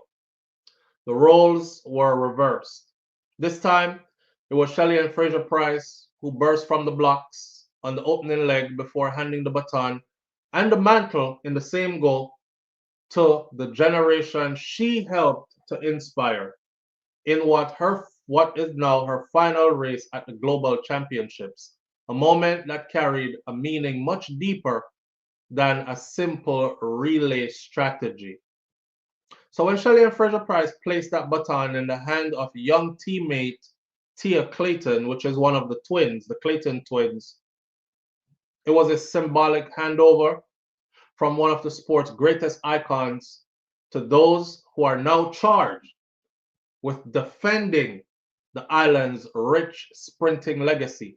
I want y'all to understand the levels of responsibility that are up on the shoulders of these young athletes, especially Tia and Tina Clayton. Are you, Shelly Ann Fraser-Pryce, run sprint, go get the baton in her last World Championship? Yo, you better uphold the legacy there. That's go heavy, you know. That's heavy to carry by itself. But you know, it looked like Tia and Tina are cut out for this. They were ordained for this role, if you will. Because not just anybody could have make it this up. See? She said it was a very special moment to me, says Tia Clayton. It's a great feeling knowing that this is her final lap and she handed over the baton to me. It's a pretty great feeling. And she has always been a person who motivates us. The team of Shelly Ann Fraser-Pryce, Tia, and Tina Clayton, two sisters, as well as Janelle Smith, they ran an impressive race in the rain, clocking 41.79 seconds to finish second behind the United States of America, which was 41.75, in a very close finish, as Germany 41.87 took bronze.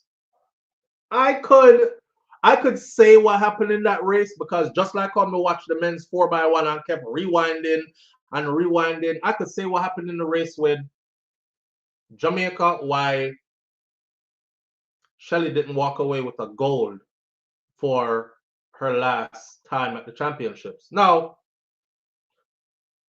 she's still medaled. She's still on the podium.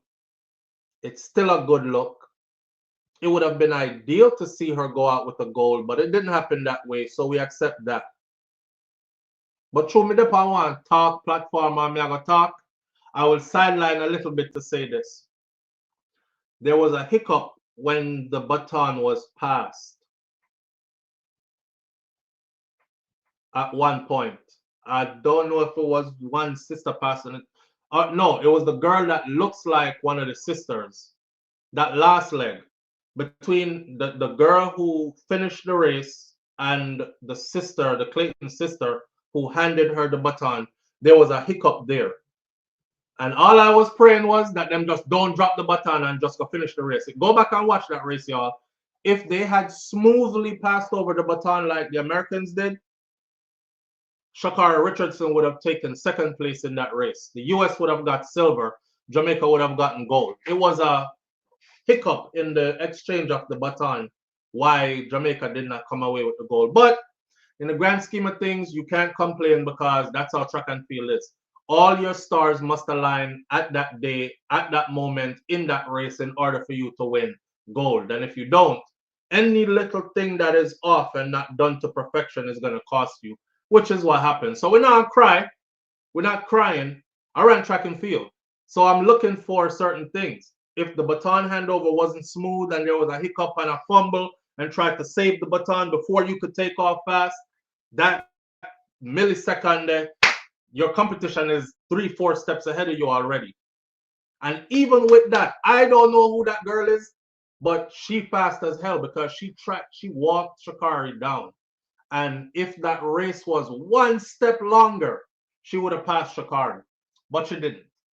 So back to Shelly and Fraser-Pryce now. To be a part of such greatness for so long, right? Smith, based on the evidence of her gaping closing leg, blah, blah, blah. We're not going to say nothing about that. She said, I remember my first time going 11, and it was because of Shelly and Fraser-Pryce. Smith said, I was super nervous, and I was at the London Diamond League, and Shelly, she could sense that I was nervous. And she looked at me, and she said, relax, and just have fun. And I feel like every time I step on the track now, even with her, whether she's a competitor or she's a teammate, it's just automatic. I always go back to that moment, to that. And I'm so happy that we're able to finish with a medal for her.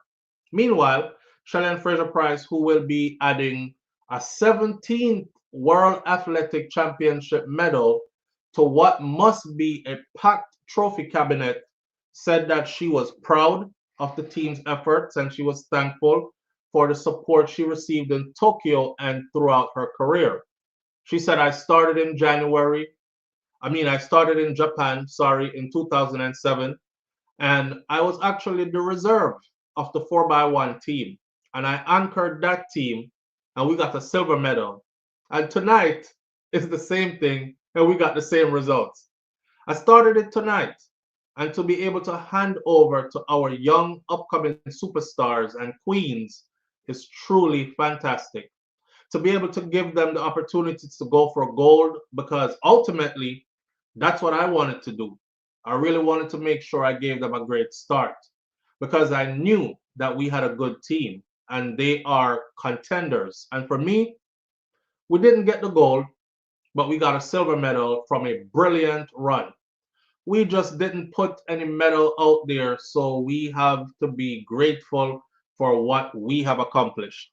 So the last time Jamaica failed to medal in the women's 4x100 relay at the World Athletics Championship was back in 2003.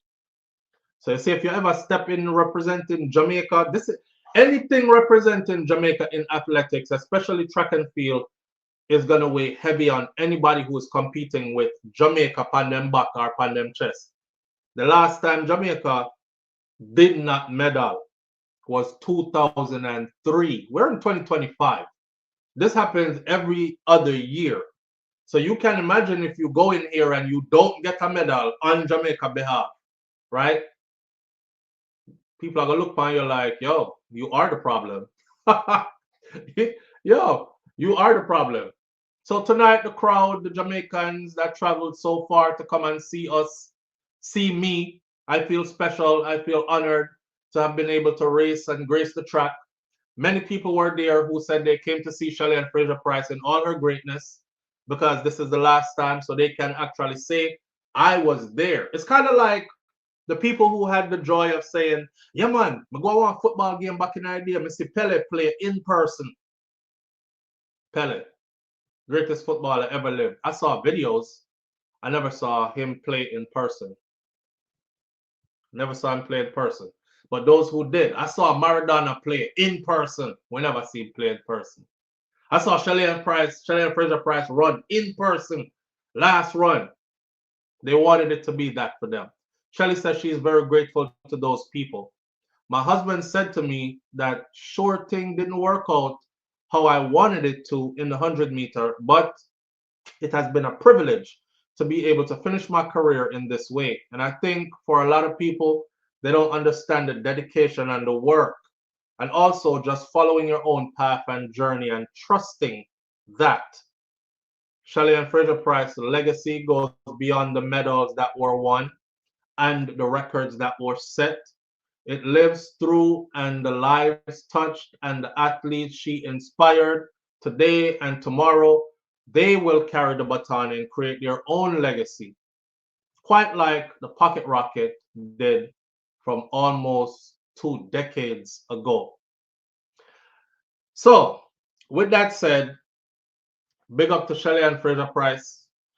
As a proud Jamaican who you made happy knock pot cover many times and scream loud like me have gal voice and all these things. We appreciate you for all that you've done.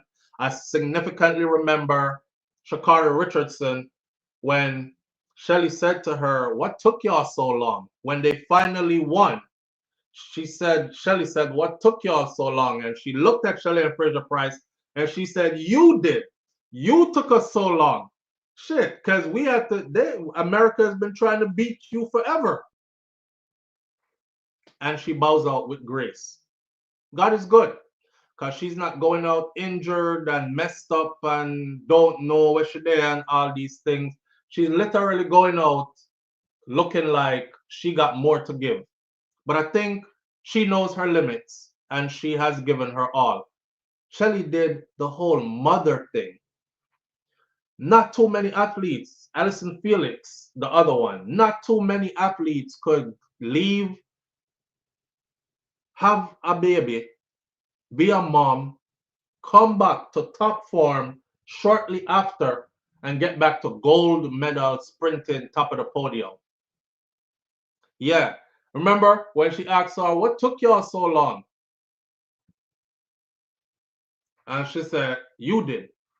You took us so long. That's lovely right there. So big up to Shelly and Fraser Price. And for those of you who don't know, if you're ever in Jamaica, go up to the National Stadium and look, and you will see the statue them big as ever. Shelly is admired abroad, you know, worldwide.